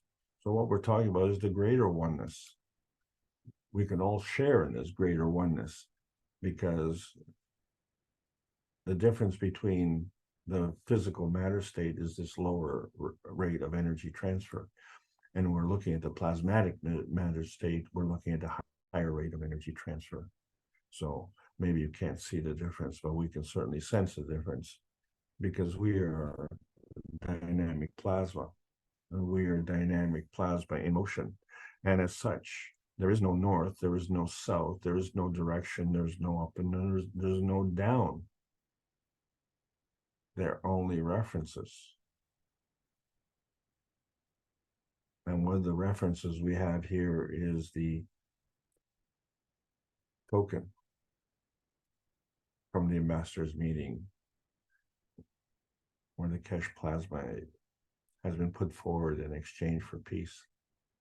So this token is representative of all our efforts, but it is no way a substitute for all our efforts, because we're moving away from the materialization science. We're going into a new space age. This is the Keshe Foundation Spaceship Institute, teachings on plasma science, so welcoming all beautiful knowledge seekers. Life's learning lessons transmute your outer space preference and sentimentality. So there's a World Peace Treaty. Yes, sign it however you want to sign it, but sign it meaningfully. Sign it with true intentions, because those intentions are representative of the dilution of motion, which allows fields of life choices free from boundaries or abuse. Your ethos is your GPS position on the peace roadmap, and the universal community is your travel guide. The speed of love manifests and determines your inner space emotional constructs. The earthbound soul family seeks physical and emotional gravitational vitality. The emotion of knowledge is embodied in the transmutation connection. So trust in it and connect equally to the universal cosmic rays freedom broadcast channel. This is the broadcast channel of inner space, and your outer space dream resonates with the proper plasma universe. Plasma science needs to continue to be delivered in exchange for peace on Earth. So welcome to the new outer space age. Thank you all for allowing me to present, and I hope you enjoyed the trip today. Very nice. We give a big honk to the honkers up there. And when you were talking about the Canadian geese or the Canada geese, I was thinking when you said one starts flying and then one by one the others join. And isn't this exactly what Mr. Keshe said? One by one we'll start to make these initial flights into the dimension of energy, and even perhaps manifest with the physicality. So another explanation by Mr. Keshe for these flocks or these schools is they're using the zero-time communication. You see the fish move, nobody's talking to one another. You see the birds seem to channel and move in the same direction, especially the faster moving ones like pigeons and so on when they flock together. So they're using some of these things we used to use. And maybe it's a reminder to us. But when you said they start flying one by one, I think that's where we're all going and heading into this new dimension of understanding of the soul and the light and what the light actually means.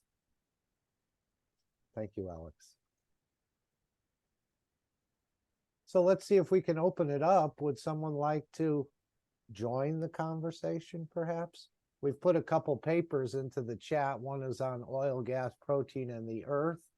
The other is, we've seen it before, the creation of black holes, and also the brief commentary. I couldn't seem to get the rest of it in about the elevation or special intention of 11-11-23. Maybe someone from the Brazil team would like to reference that or make mention of it. I didn't even know it was going on, but it definitely, it all helps for Oh, sure. you wouldn't have known. You were at the seminar. Right.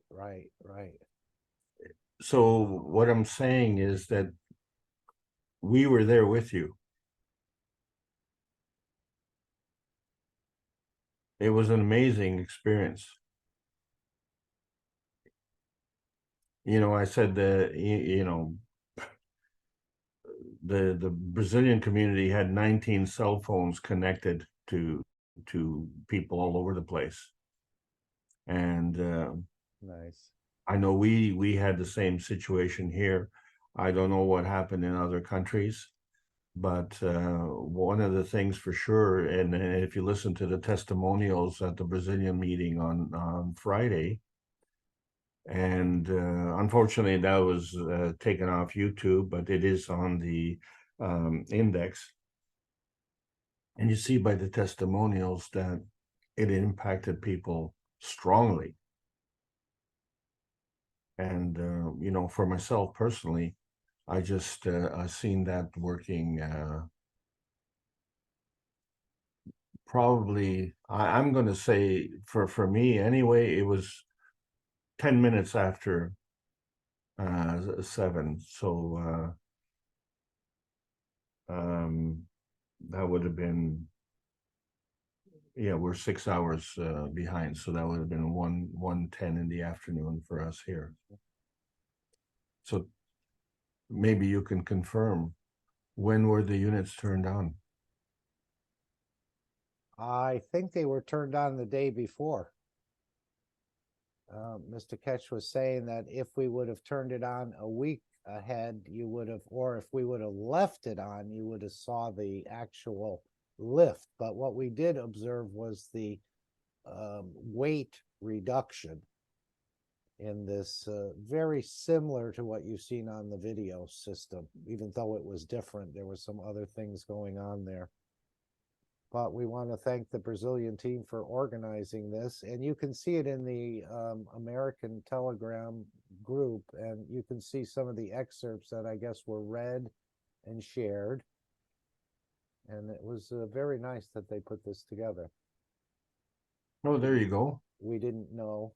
Yeah, I just took the screen for a moment, Alex. You can take it back. But it's in the Telegram meeting. I was trying to get the rest of this in the chat, but I guess it wouldn't fit or something. But yes, this is the way it's done, changing using the fields, I think. Jefferson says, hello, everyone. Book number 3, chapter 2, Theory of Expansion of the Universe. Very much good reading by this time and position. Thanks. Oh, yes, there's a world of knowledge, deeper and deeper everywhere you turn. And as Mr. Keshe said, I can teach you as much as you can absorb. So I don't think there's anyone that can absorb it all, not instantaneously, but he continues to teach at your level of understanding, both the newer ones and the ones that think they've been around for a while and know more. Thank you, Jefferson. So he mentioned in the session during the week that this paper on oil, gas, and protein was very important, amino acids, understanding it, and so on. And then, of course, the creation of black holes, which even said the carbon, the C60, was a black hole, and so on. And if you know how to play with just that one atom of carbon, it's amazing what can be done with it. I think you wanted to. Can I talk about that? Sure.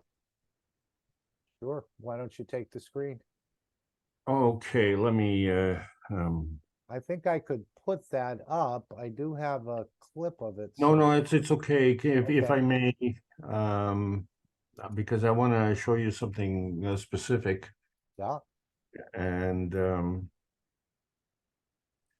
it was kind of ironic that it came up at the same time. No coincidences, not anymore. Well, two things I talked about today, and as I said, this is a review of the classes that were done previously, right? So we understand that. Okay.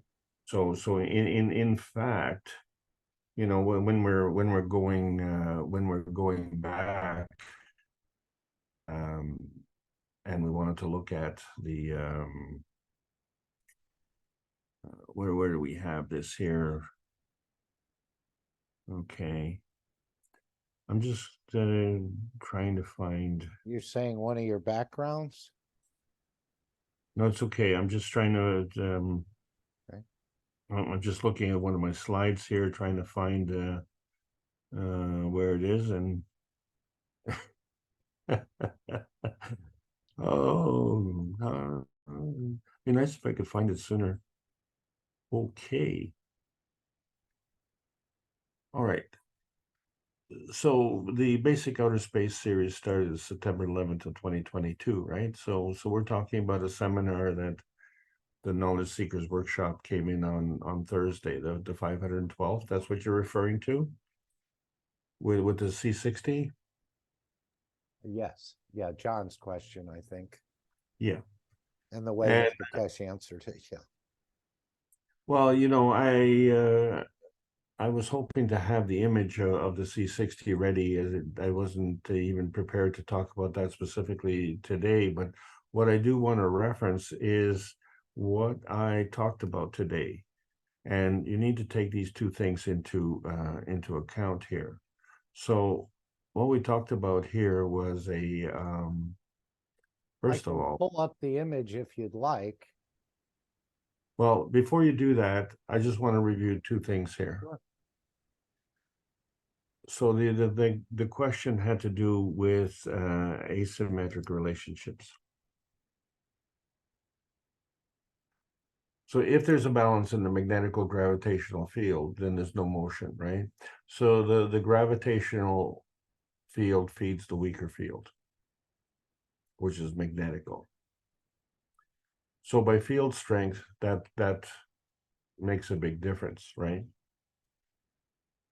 But the thing is that when we talk about the satellites, and we talked about, oh, let me see if I can I can review the satellites here. And where's that thing?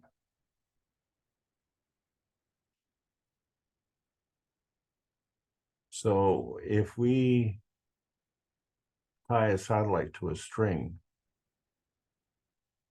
and rotate that satellite around your hand, which is hanging onto this ball, the string gets shorter. Well, when that gets shorter, then something happens. You have a diminishing diameter. So based on surface to volume ratios, a higher negative charge is created. And the higher the negative charge, the higher the field strength, which means it becomes more gravitational. So what we're saying is each orbit of the satellite, it becomes more gravitational because it's coming into a more of a dense environment. So that means the smaller the particle, the higher the negative charge.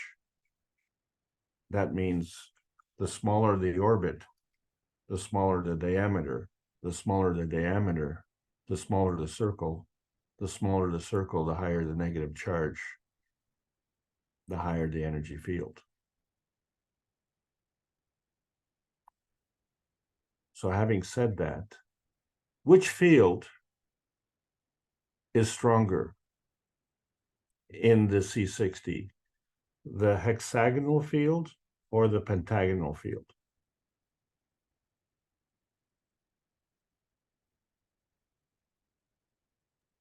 Are you asking me, Alex? Sure, why not? I didn't even know they had hexagonal and pentagonal shapes. Well, I guess there's more hexagons than pentagons, but still. I'm Okay. even aware of that little feature of. Did you have the structure. C60 diagram available? Yeah. Why don't you get it up and Okay, I'll have share to the screen share, again? I'll have to share the screen. Go So ahead. let me just slide it over here. And then we will share the screen in 1 second.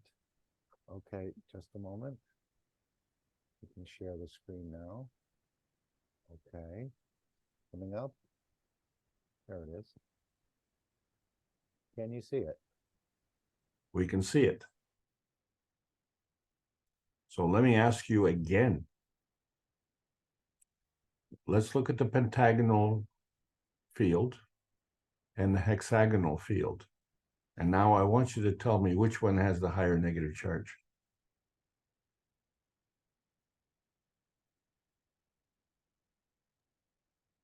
I never thought about it. Which one is the giver, you're saying?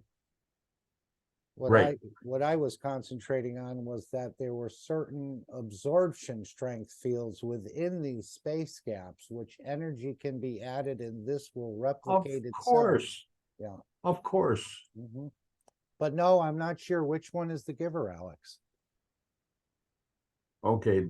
More sides, more giving? Do you want me to go back and we talk about, you just took my screen away, the surface to volume ratio. Sure. Okay, so which one has the smaller diameter? I'd say the 5-sided one. Well, I'd say you're right. It seems, you know, by the picture that you're looking at, that the 5-sided one is. Oh, okay. I thought you were going to take the screen back. No, I can do that. Okay. Well, I really, Mark. Yes. Leave this up. Leave this up. I want to see this. You'd like to annotate on it? Well, no, I just want to address the point that the pentagonal one is smaller than the hexagonal one. Okay. Each of these fields is laid on the circumference of the sphere. Is that correct?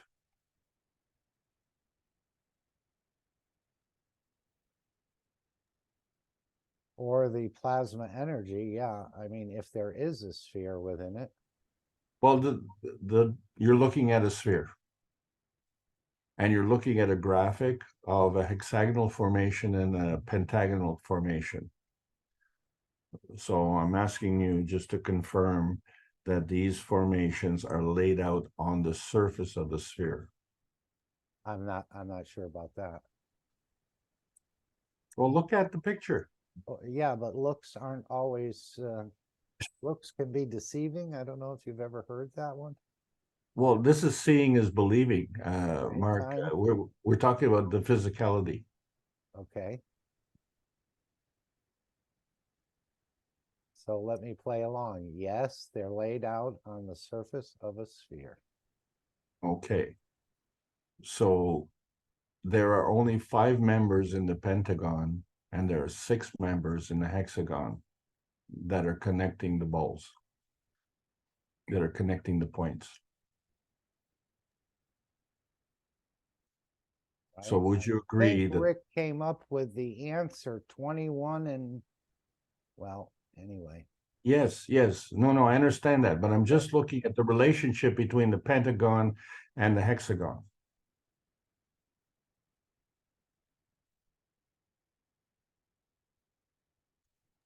Because there's only 5 members in the These are your connection. pentagons here, correct? The That's 5-sided correct. member. That's looks correct. like the shape of the pentagon in the United States or the geometric Yep. structure. And this with the hexagon is our 1, 2, 3, 4, 5, 6-sided geometry. Okay, so to get 6 members in an area where you previously had 5 members, you have to make a bigger field. You agree?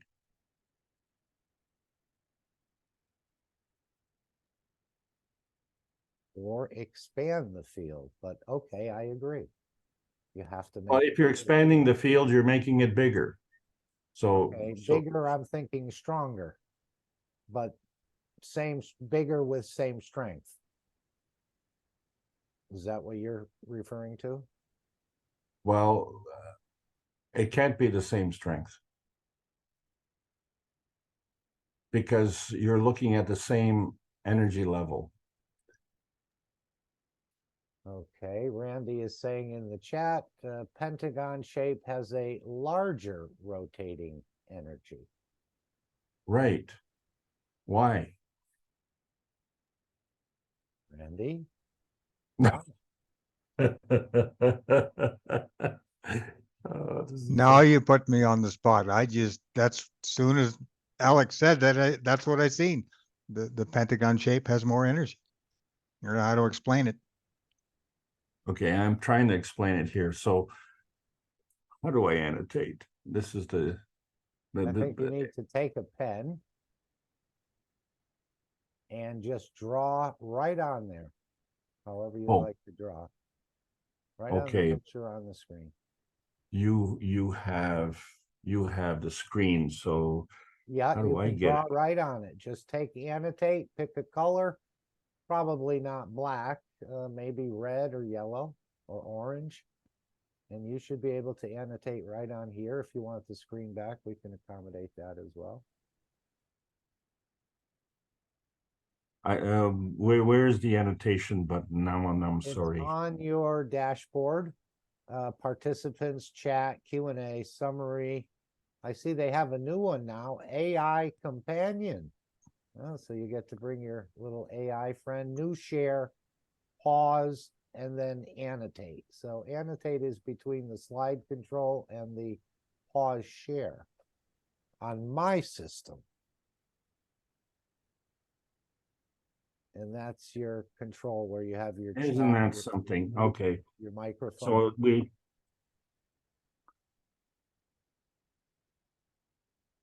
Go ahead. it's not showing up on my thing. Okay, no problem. What do you need drawn? I have a green pen. Let me just see what happens here when I click that. It's above the microphone button. Yeah. Oh, thanks, Nikolai. I found it. Oh, you have a different structure than I have. Okay, great. There it is. Thanks. Okay. Nikolai. So what color am I? Yeah, here we go. That's Randy. How do I erase it? It's the big fat eraser. There it is. Eraser. There, done. Good, good. Good, we're done. So let's try this again. Well, let me erase mine. You have the red pen, Alex? Yeah. The blue one was a pretty nice highlight there, contrast with the black. The red sort of blends in with it. So if you can pick a blue pen, I think we have to your point better. Oh my God, we have to learn. Confuse the artist. we have to learn how to draw. Okay, let's go to a line width and let's get a different color. Okay. We're breaking through new technology here. No problem. Okay. Let's try this. Oh yes, that's a little bit better. If I just okay, so that's the pentagon. Okay, perfect. All right. And then this buddy here is going to be the hexagon, right? Now, the point I'm trying to make is that the connections between the points are equal. In other words, this connection here is equal to this connection here. You agree? Yeah, all of that stays relatively the same, even if it expands or contracts. There's just more of them put in there. Right. So if you have more of them, that means the field is larger. You agree? Yes. So that means the diameter across this field is going to be bigger than the diameter across this field, which means that the orange field is of a higher strength than the green field, which means it's a higher negative charge, which means it's the giver.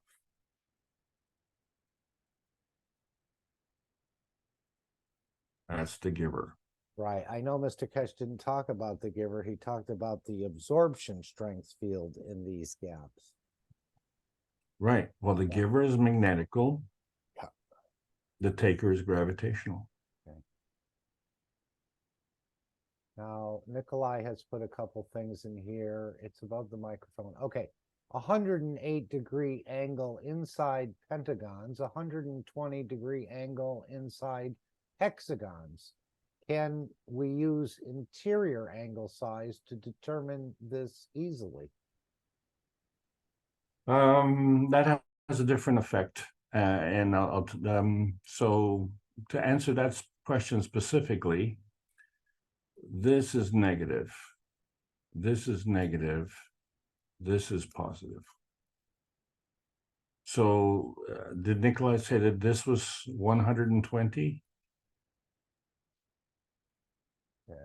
108-degree angle inside pentagons, 120-degree angle inside hexagon. So you said 108 here? That's what he's got in the chat, yes. Okay. So if we say that this is negative, and this is negative, and this is positive,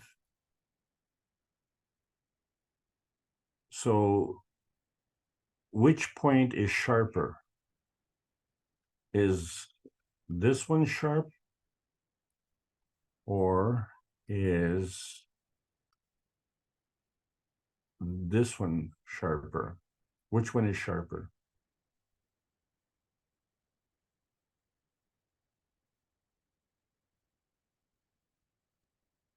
I would say the orange one is closer to a 90-degree intersection. I don't know if that makes a difference, but definitely seems to be sharper. More Yeah, acute so is pentagon, orange. Okay. Yeah, so it follows. It follows.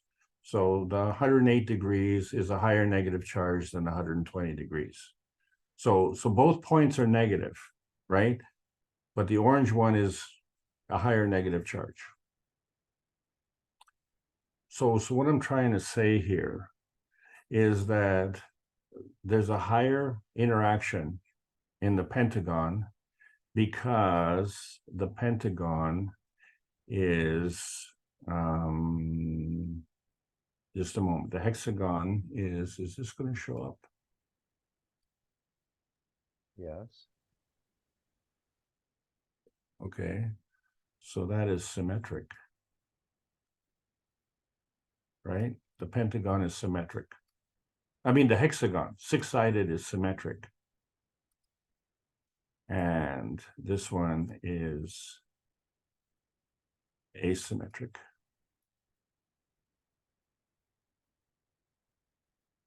So if you ever hear about the military talking about asymmetric warfare, they don't want to get into symmetric warfare. Okay, because they want to win. So if you have asymmetric warfare, then the question is, are you the stronger one or are you the weaker one? So what I'm saying here is the relationship is it goes from here to here. So now what happens to the hexagon? It has to carry on. It has to absorb that energy and then give that energy. Because it's in a symmetric position, it is not going to give up that energy on the same plane because it's symmetric. Okay, so it's going to have to give up energy on a different plane. So let's do this. Let's see if we can. So it's going to have to go on a different plane.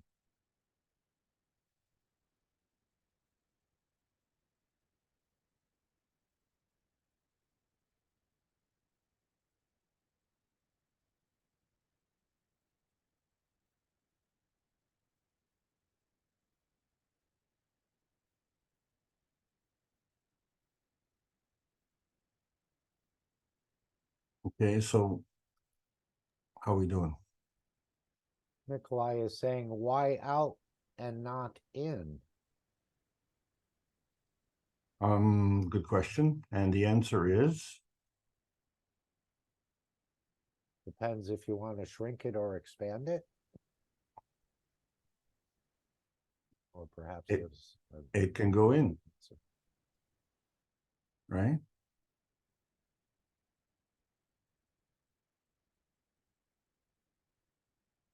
Okay, so in is gravitational, out is magnetical.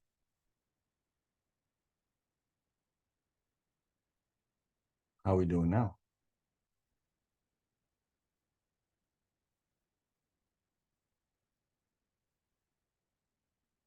So from here,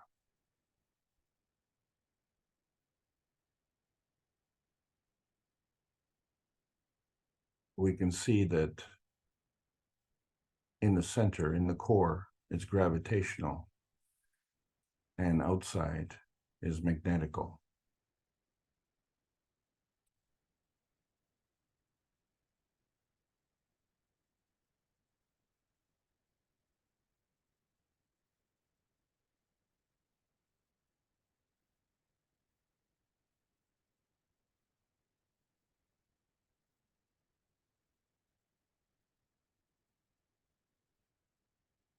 The C60 is in balance.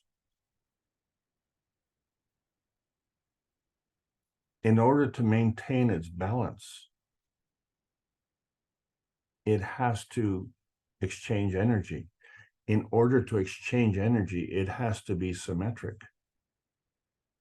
So if you don't see the interaction of these pieces, then what you're looking is at a round sphere that is symmetric. And there's no relationship. So the only way that you can get a relationship with this sphere is to find another reference.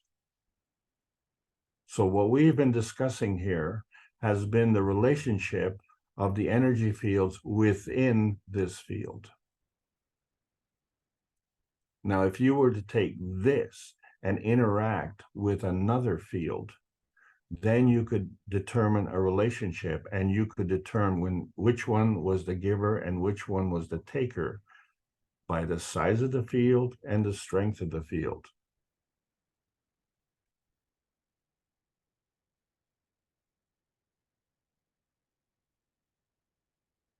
So the difference here is the number of points. Every one of these points here is a massive interaction field. So for instance, this is a massive field. This is a massive field. This is a massive field. And each one is an interaction field. So when you count the number of fields that you have interacting, now you understand why this structure is so strong. So if you say that this is a C60, and you compare this, say, to a carbon 12, this would be pretty strong. Would you agree? Yeah. Oh, well, I was just going to read you something, but this carbon 60 is under a huge discussion, especially for weapon technology at the moment, by Americans, by the Chinese, by the Russians, by the Iranians. Germans are doing some work on it because it's primarily a black hole and how you interact with it. and primarily how this black hole will interact with outside. That's right. So when you take all of the fields that are laid out on the surface of this sphere, you can see that each one is contributing to the overall energy of this configuration. So it is very, very strong. But the thing is it in the physicality or is it in the plasma state? Is it in the GAN state or is it in the dynamic plasma state? So if, for instance, if you were to take a plasma energy field that was, let's say, what would you like to take as a plasma field? Let's how about we take this? Let's take another one over here, and we're just gonna take that one right there. So let's say that red field is another plasma field. And let's say that this C60 is a physical field.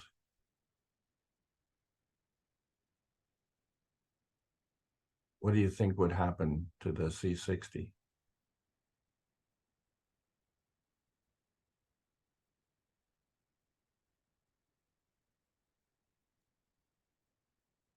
Tried it, but I can read what Mr. Keshe said. If you understand the picture you have in the front and you understand the totality of it, this is a Go ahead, read it. micro-size. This is a micro-size, is so small. This is enough to bring America, this one cell is enough to bring the American most advanced naval aircraft carrier, one cell, no more. If you understand this, you can travel the universe with what energy sits in one cell like this. It's very much like a football. How hard can you hit it? But with this, what energy you transfer inside it. And then it decides how far the ball is kicked. Primarily, if you get this and kick it against one body of a ship, the energy transfer, which just opens up the whole structure. You have 7,000 soldiers swimming because there was a boat. Now there is no boat. The knowledge is very extensive. You need this technology as part of the defense as you travel in deep space. You can't zigzag your way around. You travel on a straight line. You have a structure, meteorite or whatever, you just dilute it. It becomes sugar in hot water. Man is not ready for this technology yet. If you understand it, you can use this very much like a transmutation ball. You put whatever you like inside it. And because of its structure, field structure, it has no resistance and no time. And then from inside, you create gravitation, dimension, and position. This is the hidden envelope we talked about a lot, but scientists are not ready for it. Why?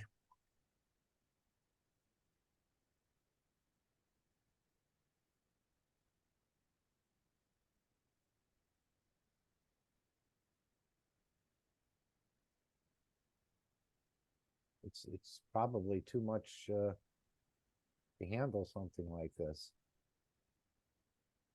Too much to handle in the physicality. No. It has to be handled in the plasma reality. And in order to enter into the plasma reality, this has to be reflective of the ethos of the universe. And in our present condition on Earth, we are not reflecting the ethos of the universe. We are reflecting the ethos of the Earth space, which is a contrived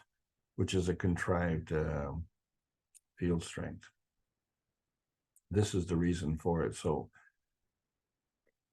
yes, it's extremely powerful. And so if you add up everything that I just said, you look at all the charge points and you look at all the relationships. So you have multiple relationships. So you have a lot going on. And each one of these is a gradient. Each one's a gradient. Each connection point, each angle point, each field neighbor. So the pentagon is a neighbor to 5 hexagons, and the hexagon is a neighbor to 6 pentagons. Well, actually not. Just a moment. In this picture, the hexagon is a neighbor to 3 hexagons and 3 pentagons, isn't it? Yes. There we go. So now we understand better. So these are all relationships in multiple dimensions. And so some are symmetric and some are asymmetric. And so because they're symmetric, they cannot stay in the same plane. So is it transmission or is it transmutation, right? So transmission will go around the ball, transition will go from the inside to the outside.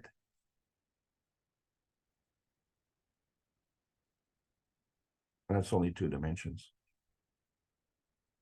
You want to enter the 3rd dimension, you have to transcend the limitations of nuclear science and understand the ramifications of the ethos of the plasma science.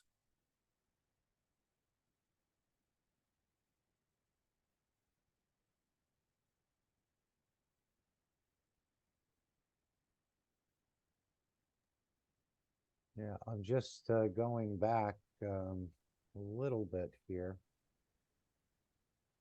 about the power that's in this. He talked about expanding it, and it's like the structure of your skin. They're not all pentagon. You got a hexagon and pentagon.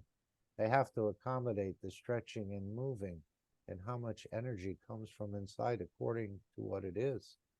That's how your skin is regenerated, and we have access to full cosmic ray spectrum to produce. For me, to produce a cosmic rays is as easy as drinking a glass of water. To produce gamma rays in the cosmic level, not in the man's machine. When we deplete nuclear warheads at the moment, Americans are paying the Russians now. The treaty has stopped by the Russians. They pay them millions and billions to empty the warheads. With a new technology, understanding this, it takes a few seconds. Doesn't matter how deep they bury these nuclear warheads. We empty them like a scoop of ice cream, even easier than that, because we have access to a knowledge unknown to mankind. For me to empty a nuclear power station with all tons of fuel in it from radioactive material is easier than actually filling a cup of water. So this is the knowledge that they're talking about within this. You look at what's inside the ball. I look what can come out of this ball, and it goes back to creation of black hole paper. If you understand that, then you understand nuclear radiation in a plasma is so powerful, you can disappear a whole of a planet and a star with it in milliseconds. So this is what I'm saying. If you're looking at the cover of book number 1, and you see the combination of the matter, dark matter, and antimatter, you need all 3.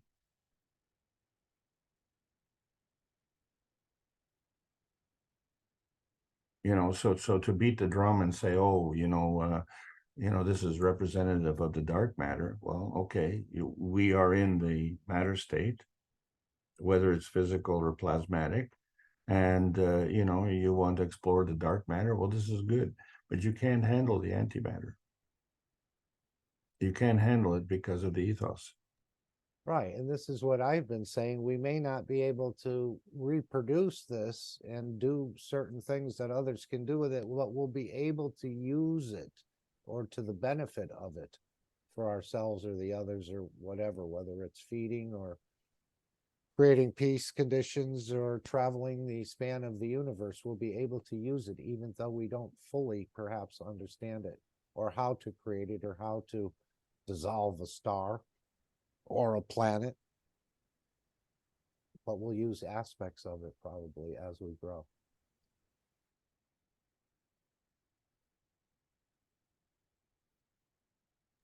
You wouldn't want Well- to put this technology in the wrong hand, Alex. I'm just saying to you that if you want to master this technology, you have to align yourself with the ethos of the universe. There's no other way. You know, that's the ticket. If you don't stamp that ticket, you know, you ain't going. That's the bottom line. So, you know, don't make any illusions about this, because, you know, when you look at this universe and how it was created, you know, you could almost say,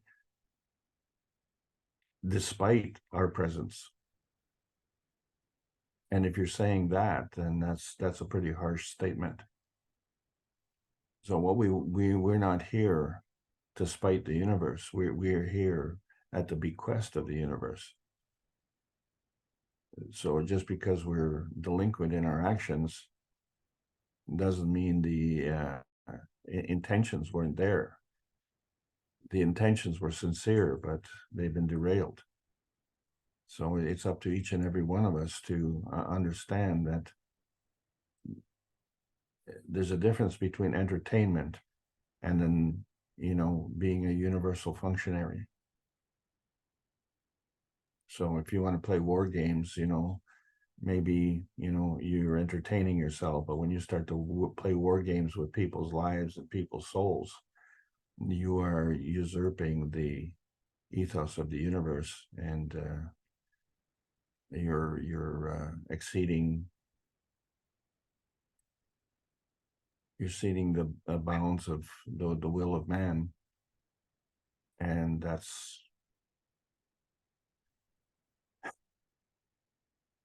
I was just going to ask Nikolai if he'd like to join the conversation.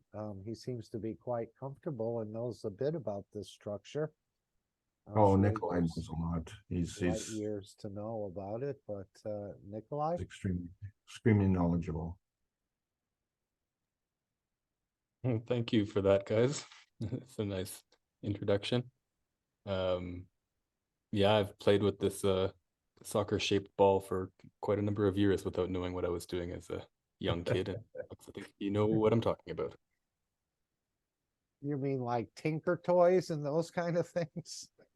Or the No, more no, modern plastic versions? Mark, no. You know, From the, one the, foot to the another. American football has 2 points. The Oh, okay. He European spinning it football around. has Okay. Yeah. 60 points. Got it. Yeah, it's a little different.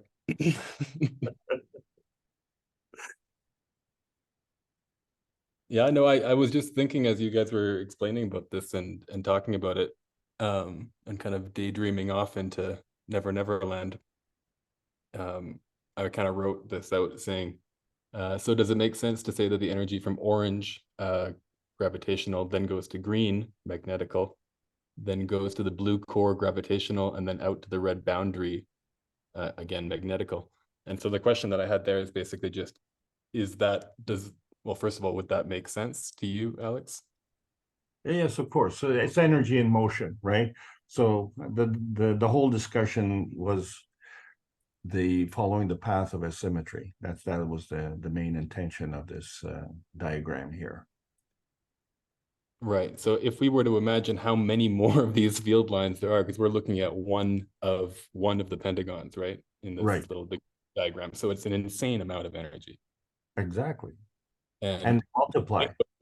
From a football playing perspective of rolling the ball with your foot across the grass, and if I put energy into G with the side of my foot to pass you the ball, Alex, and want to roll the ball in the direction of the green or the orange arrow, well, a lot of that energy goes into the middle of the ball until it, you know, goes to the edges of the ball, and then when there's no more energy left, then it stops.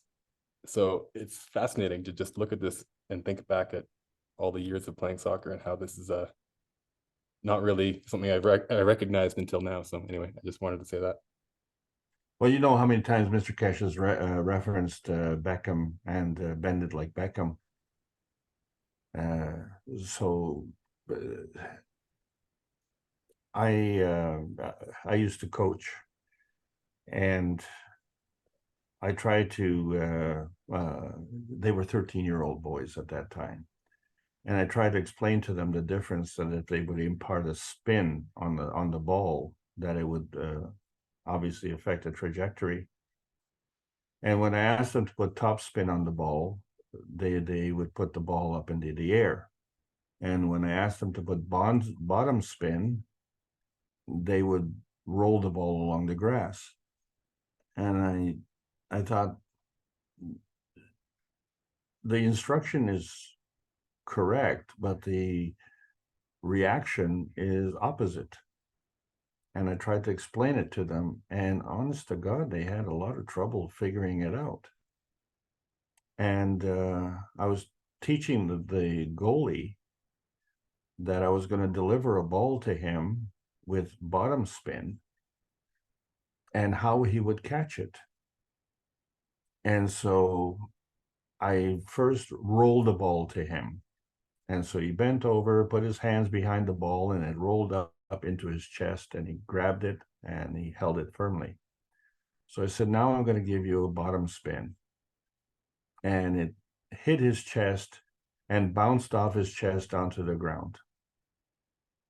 So he was a little bit frustrated.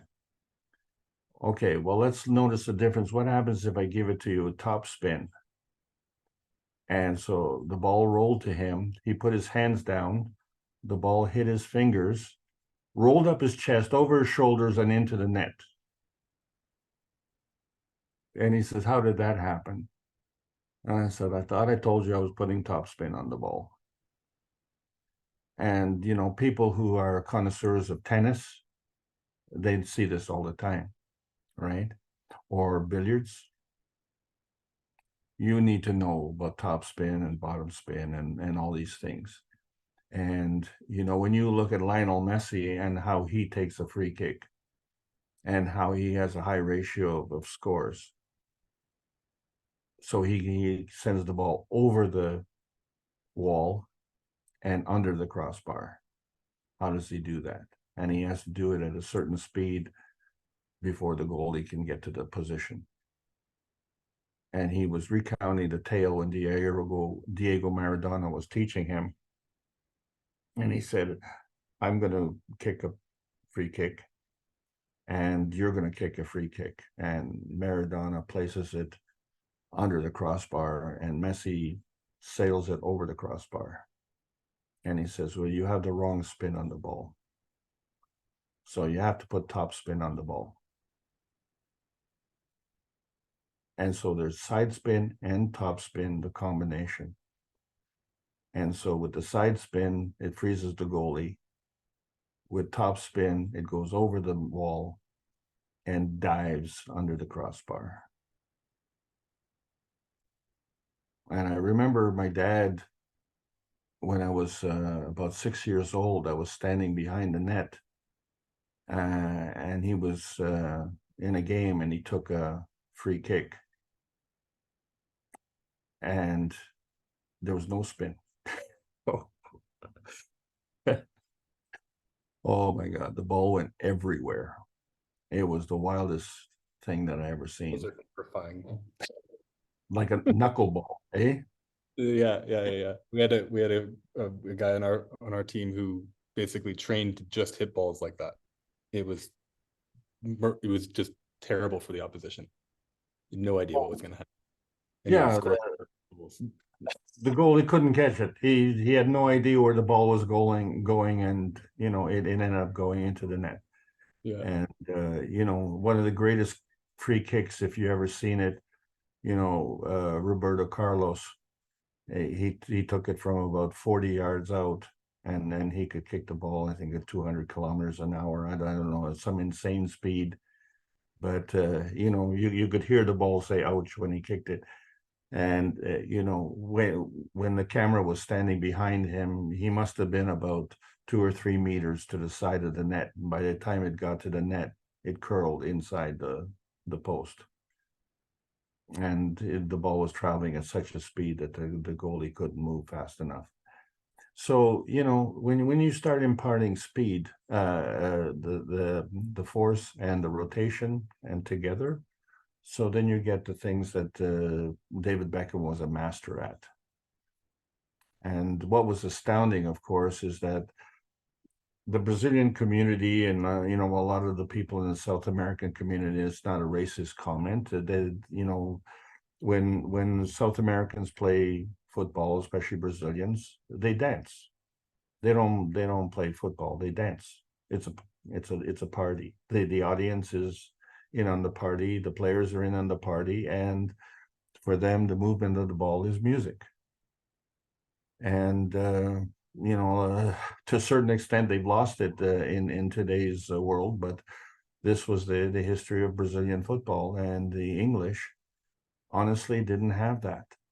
And it wasn't until David Beckham came out and mastered this curl that he contributed so greatly to English football. And today it's a wonderful game to watch because they have added all of these assets to their game and understanding, you know, how the ball would move. But you see so many players, they still don't get it.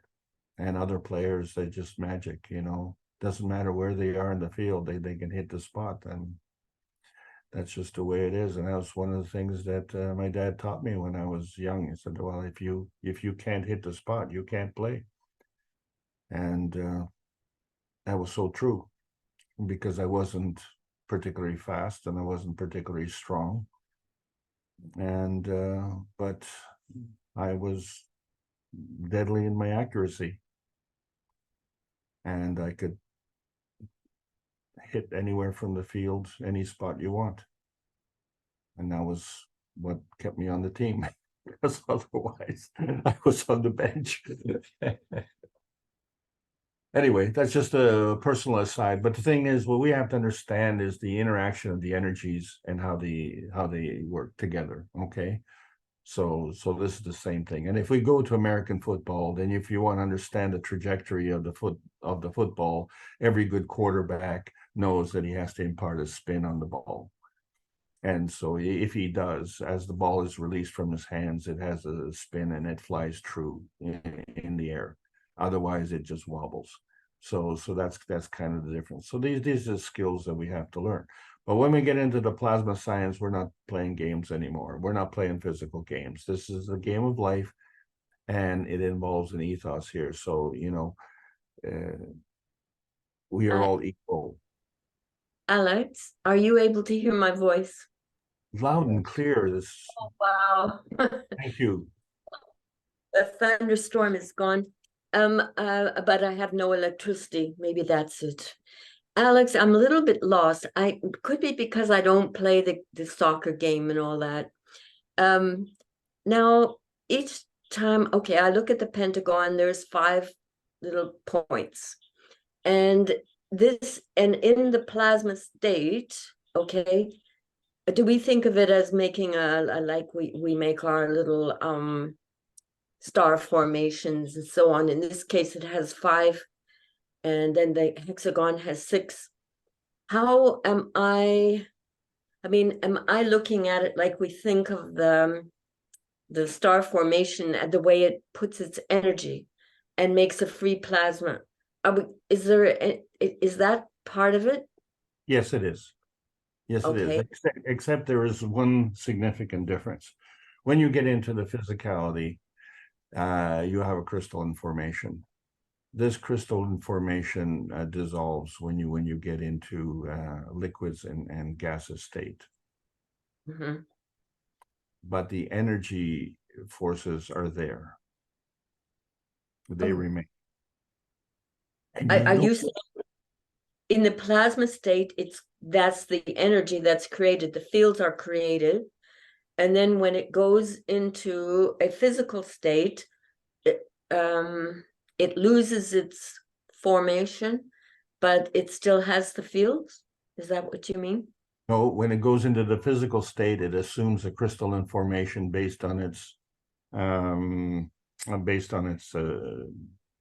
structure. Mm-hmm. Go the opposite way. You put a cube of sugar into a hot cup of tea and it Yeah. dissolves. It loses its crystalline formation, Okay, but so it still has the sweetness. mhm, It doesn't lose its sweetness. It just loses its crystalline formation. So okay, what I want to say to you is that you know this is true because when you remove the elements from your cup of life, the yes, plasma field energy remains in the cup of life. If we go back to, you know, you're holding a, say a bottle of Gans, you will start to see a hole in the Gans. yeah, Okay, so the reason the hole is manifest in there is because we no longer have the crystalline formation. We're in a fluid state.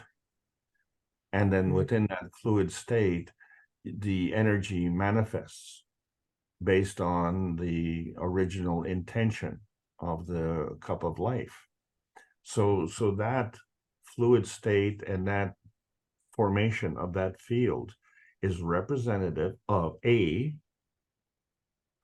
the field strength of the cup of life plus your intention.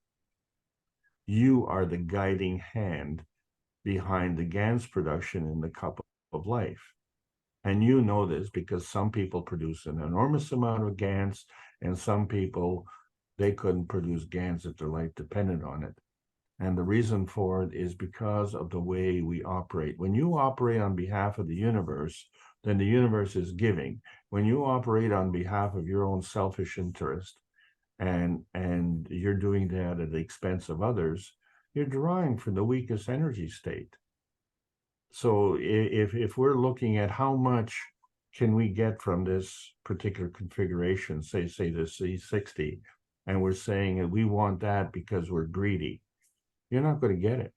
But if you want it on behalf of, you know, peace on earth and peace in the universal community and to be allowed to transmute, then it will happen.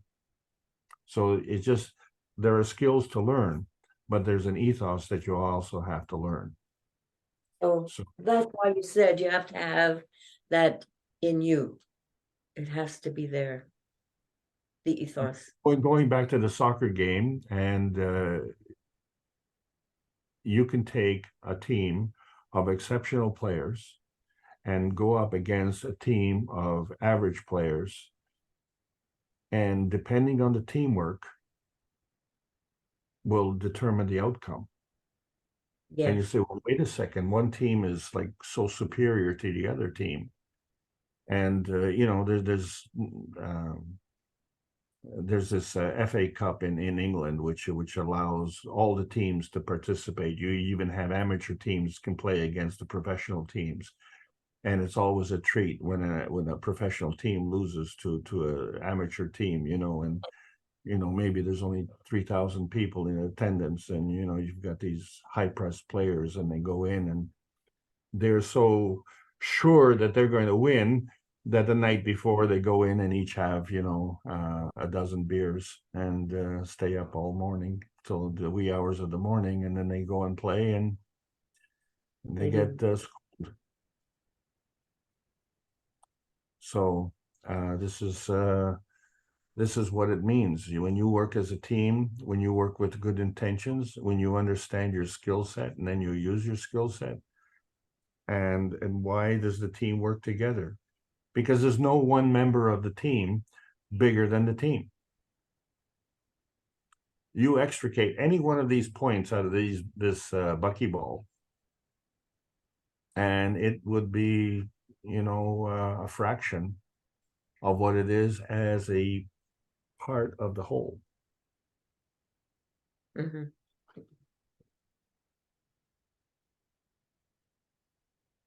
So you see that?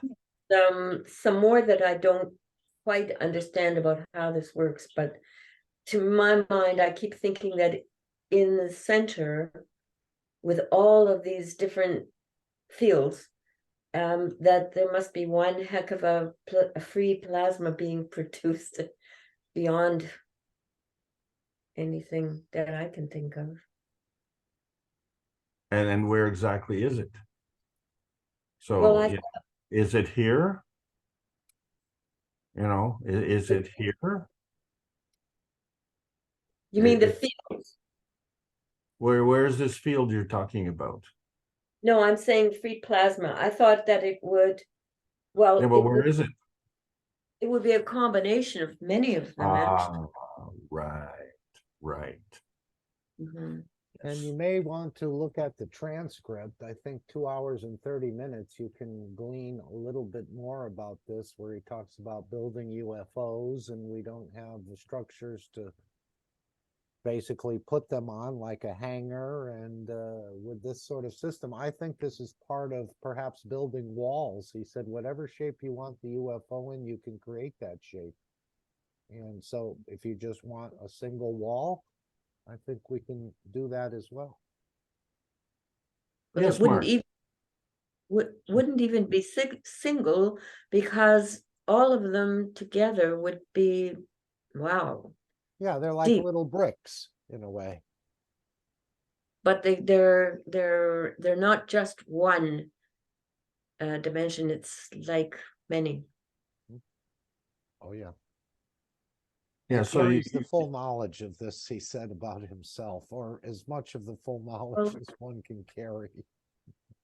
How can we make it work for our skin? That would be amazing. You're already doing it, yeah. Sorry, Alex, you were gonna say? well, right there you fell off the cliff, okay? Because this always becomes a problem if you know you're wanting it for selfish purposes, and But how? Yeah, go ahead. we need that.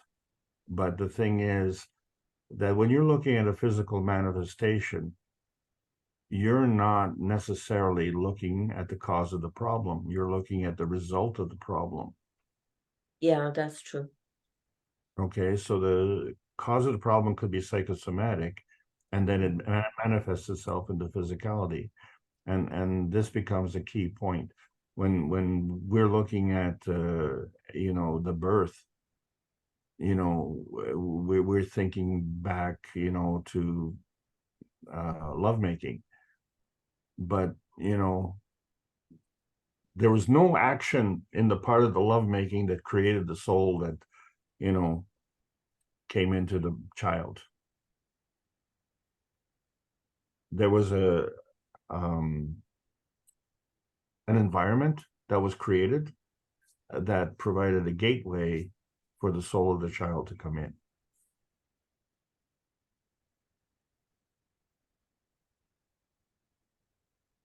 But if So there, go yeah, ahead. yeah. Sorry, I cut you off. Well, no, I mean the environment that's created when we talk about souls, children, then the environment should be phenomenally beautiful if it's with two souls combining, rather than the physicality. Right. So that's the difference between the physical love and the soul love. Yeah. It should be profound, yeah. But now, because of the deficiencies on this planet, where we are depending 80% of our energy on 20% of the supply, and ignoring the 80% that we get from the universe, if we were to change our point of view, instead of being from the physical up, but from the plasma down, and then we create and draw energy from the universe and create our progeny from the energy of the universe, then that will be of a more pure state, more peaceful state. And you know, the way we are seeking perfection at this point in time is assuming that, well, we're not perfect, so you know, the creator failed us. It's his fault. So we're going to, now that we're here, things are going to be so much better, and we're going to artificially create you know, intelligence. Well, you know, by definition, artificial intelligence is fake intelligence, you know, and it cannot rival natural intelligence. That is, technically Which speaking, would come from the physical universe. impossibility. Yeah, I am afraid from the past, of course, for AI, but Mr. Keshe is talking about you can. I don't know how exactly what words to use, but then you can create the soul. So and how that would happen, I don't know the thinking behind it, but wouldn't if we had intentions of being of purity or whatever, our soul should be able to help with that. It should be able to help for the creation. I'm still thinking about it, but AI terrifies me really. I mean, an army can be created and we're all gone. So it's Yeah, I think he said we'll be able to give it an emotion and a brain cell. And from a remote position. So no worries, Gail.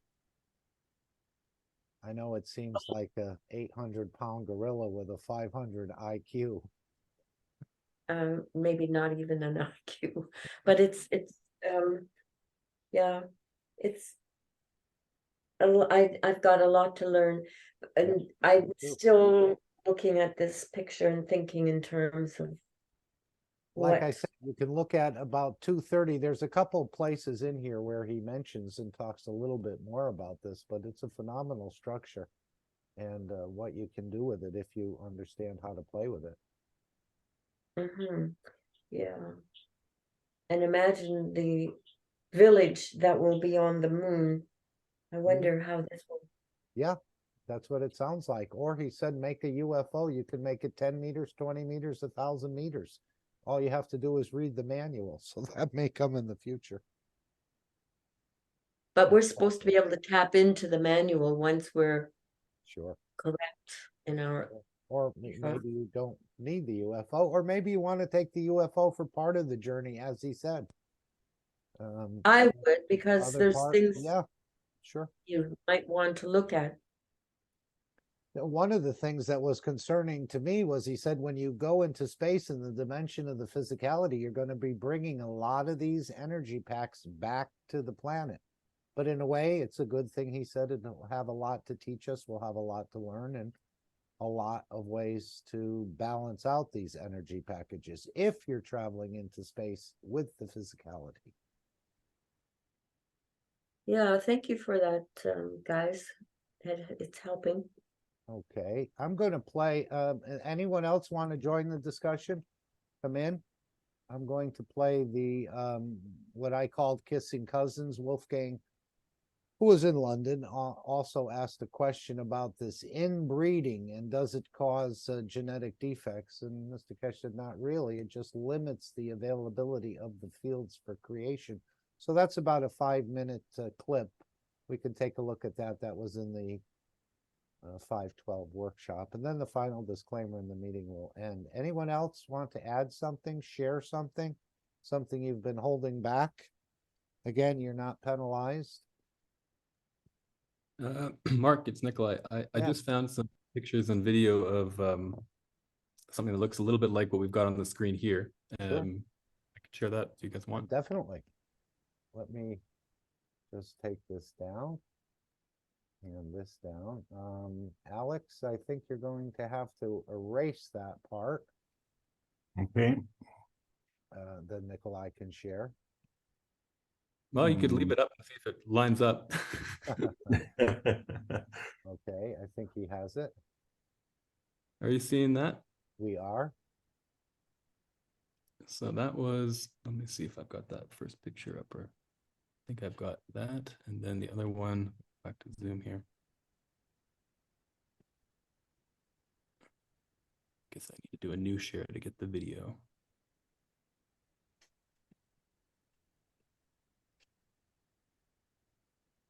Okay, you guys see that on the screen? Yes. The scrubber. It looks like a nano-coated scrubber. Mm-hmm. So this was a nano-coated copper scrubbers with a zinc kind of ring going around the outside. And as you'll see in the video in a second, the scrubbers of the interior are connected to the outside of the neighboring cup. So they're not connected internally, but kind of doing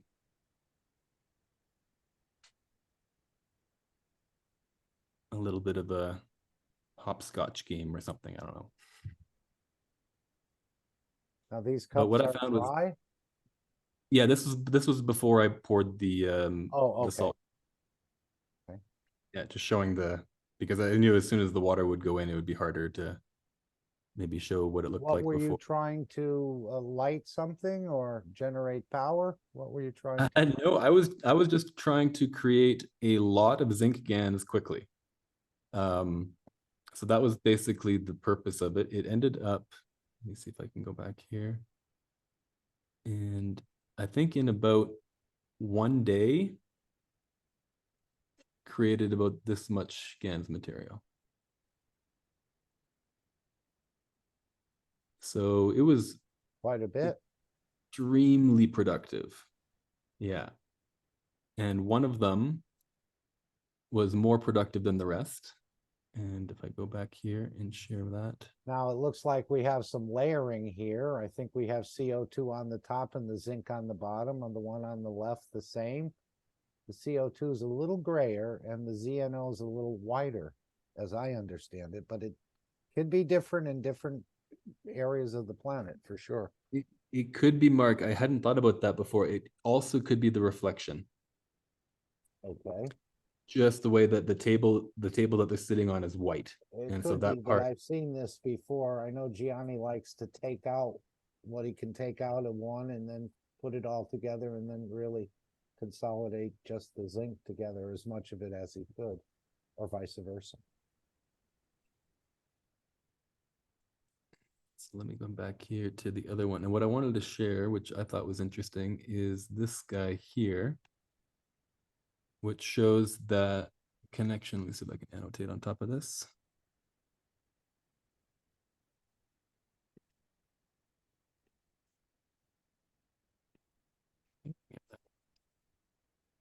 So this one here produced a lot of amino acids. And it has a connection to the middle. So I thought that was just very interesting. Let me pick a different color. So that's a little bit. And what was your intention when creating this? What purpose was it going to be used in? So yeah, If that you was want to all share at that. the time. It was, I think I was going to an event in Colorado, which had, I brought a tent to create a kind of healing or just a plasma environment for people to come and hang out in. And so I took these small spheres and filled them up with a whole bunch of zinc GANs and buried like a star formation below the tent. And then one using tape and string to dangle them from the roof of the tent. And yeah, it somewhat worked. By the end of the weekend, it did falling apart a little bit, but that was the purpose. It was to try to create a lot of material pretty quickly and bring a peaceful environment to people. So I think it definitely served its purpose. But yeah, I just thought this is interesting in terms of what we were just talking about with Alex and how, you know, the connection from each of these, you know, if we were to go and make a shape, whoops, that's a terrible shape. I get your point, definitely. But that was the interesting thought that I had here. And Yeah, I you know, get you 6 points. but it's actually 7 because without the 7th one in the middle, this was unbalanced, or this would have been balanced rather. And the blue line connection that brings it into the middle wouldn't be possible.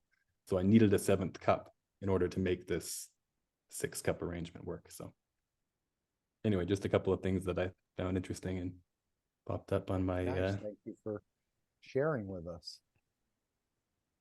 see where the stop screen share button is. Or any questions before I do that? Yes. I just want to point out that, you know, the 7 cups is asymmetric configuration. Exactly. Yeah. And that was what was necessary for this to work. It wouldn't have worked with 6. Well, no, it would have worked with 6 because the energy has to go somewhere. So what you have though is you've assisted the path, and so your understanding of the asymmetric nature of the energy and the energy flow had come into play. And then the one other thing that you also have to take into consideration is that you're part of this whole process.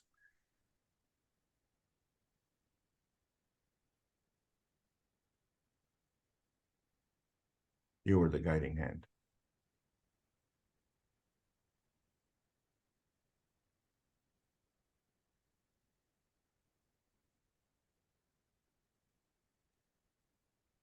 Thank you for sharing, Nikolai. Any other comments or questions or something someone wants to say before we play the video on interbreeding?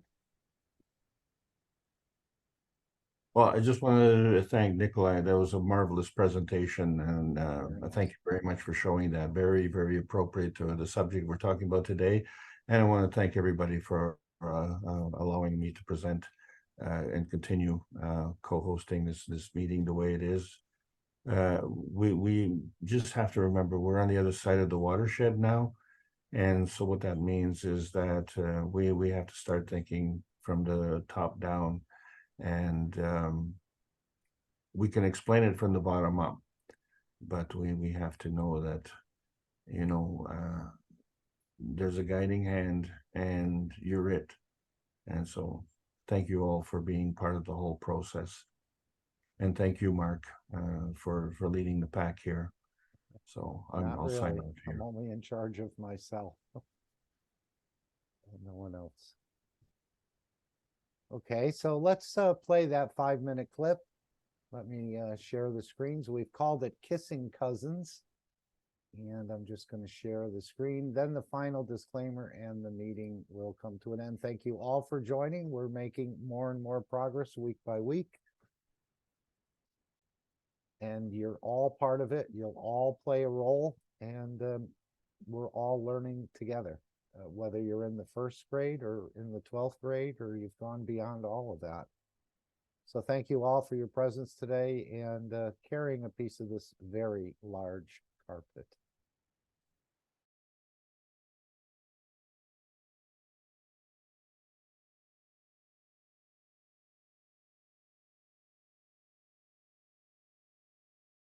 And Wolfgang asks in the Q&A, can you briefly explain why inbreeding leads to genetic defects? It doesn't lead to genetic defects. It makes the availability of broader spectrum of fields less available. It narrows the interaction. When we marry out to the other, what do you call it, bloodlines or other races or whatever, we expand the spectrum of fields available to our child. When you inbreed, it's very narrow, very, very narrow. And the more you inbreed, the narrower the spectrum of fields are available, because you haven't brought anything new to expand. And we see specific diseases, specific conditions into this line of inbreed. And we had it even today, we have it in the European monarchies. They have inbred so much over centuries to keep them in power that we have diseases which is exclusive for European royal families. We don't get that much of it outside. Don't look at them, they get on the horses and the carriages and they shake hands and they wave as they are. These lines are so inbred over centuries to keep in power that they have disease of their own, and there is no cure for it because nobody has done the research when only 20 people have it. Blood disorders, all sorts of mental disorders. Half of the monarchies in Europe are mentally demented just by inbreed. When you listen to this news that he's connected to Charles II and she is the grandchild of Victoria and they married, blah, blah, blah. This is all the inbreds. And they carry specific diseases. It's carry specific, because the spectrum of the fields to come in is not there. When you see a black and a Chinese or a black man and a white woman marry, what a beautiful children they create. Because the new energies come into play and new dimensions. Have you ever seen some of these white, black Americans or the Europeans? You just can sit and watch the child for hours with the beauty of it. The color of the eye comes from one and the skin comes from the other. Mixture of the colors is just beautiful to see, because now a new spectrum has been opened up. New colors, new combinations. And the inbreed does not allow that, and that inherently narrows the option of the fields.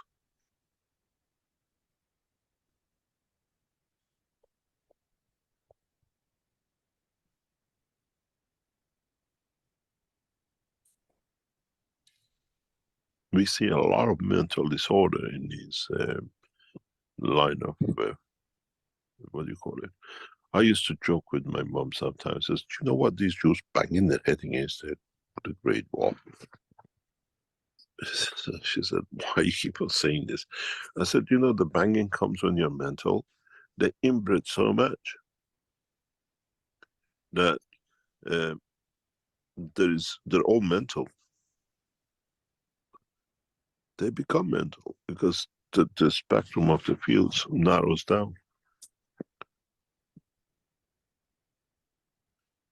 In the Islamic world, in a lot of Muslim families, we don't see many disabled childs on the street because they keep them in the house. Comes out of inbreed. It's a shame to have many Saudis houses, Arab houses, inside them have mental or disabled children, because it's come from inbreed. All sorts of problems.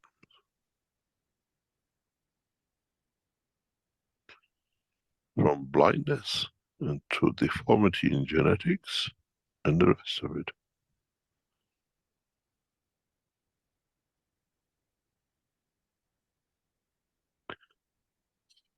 Any other question?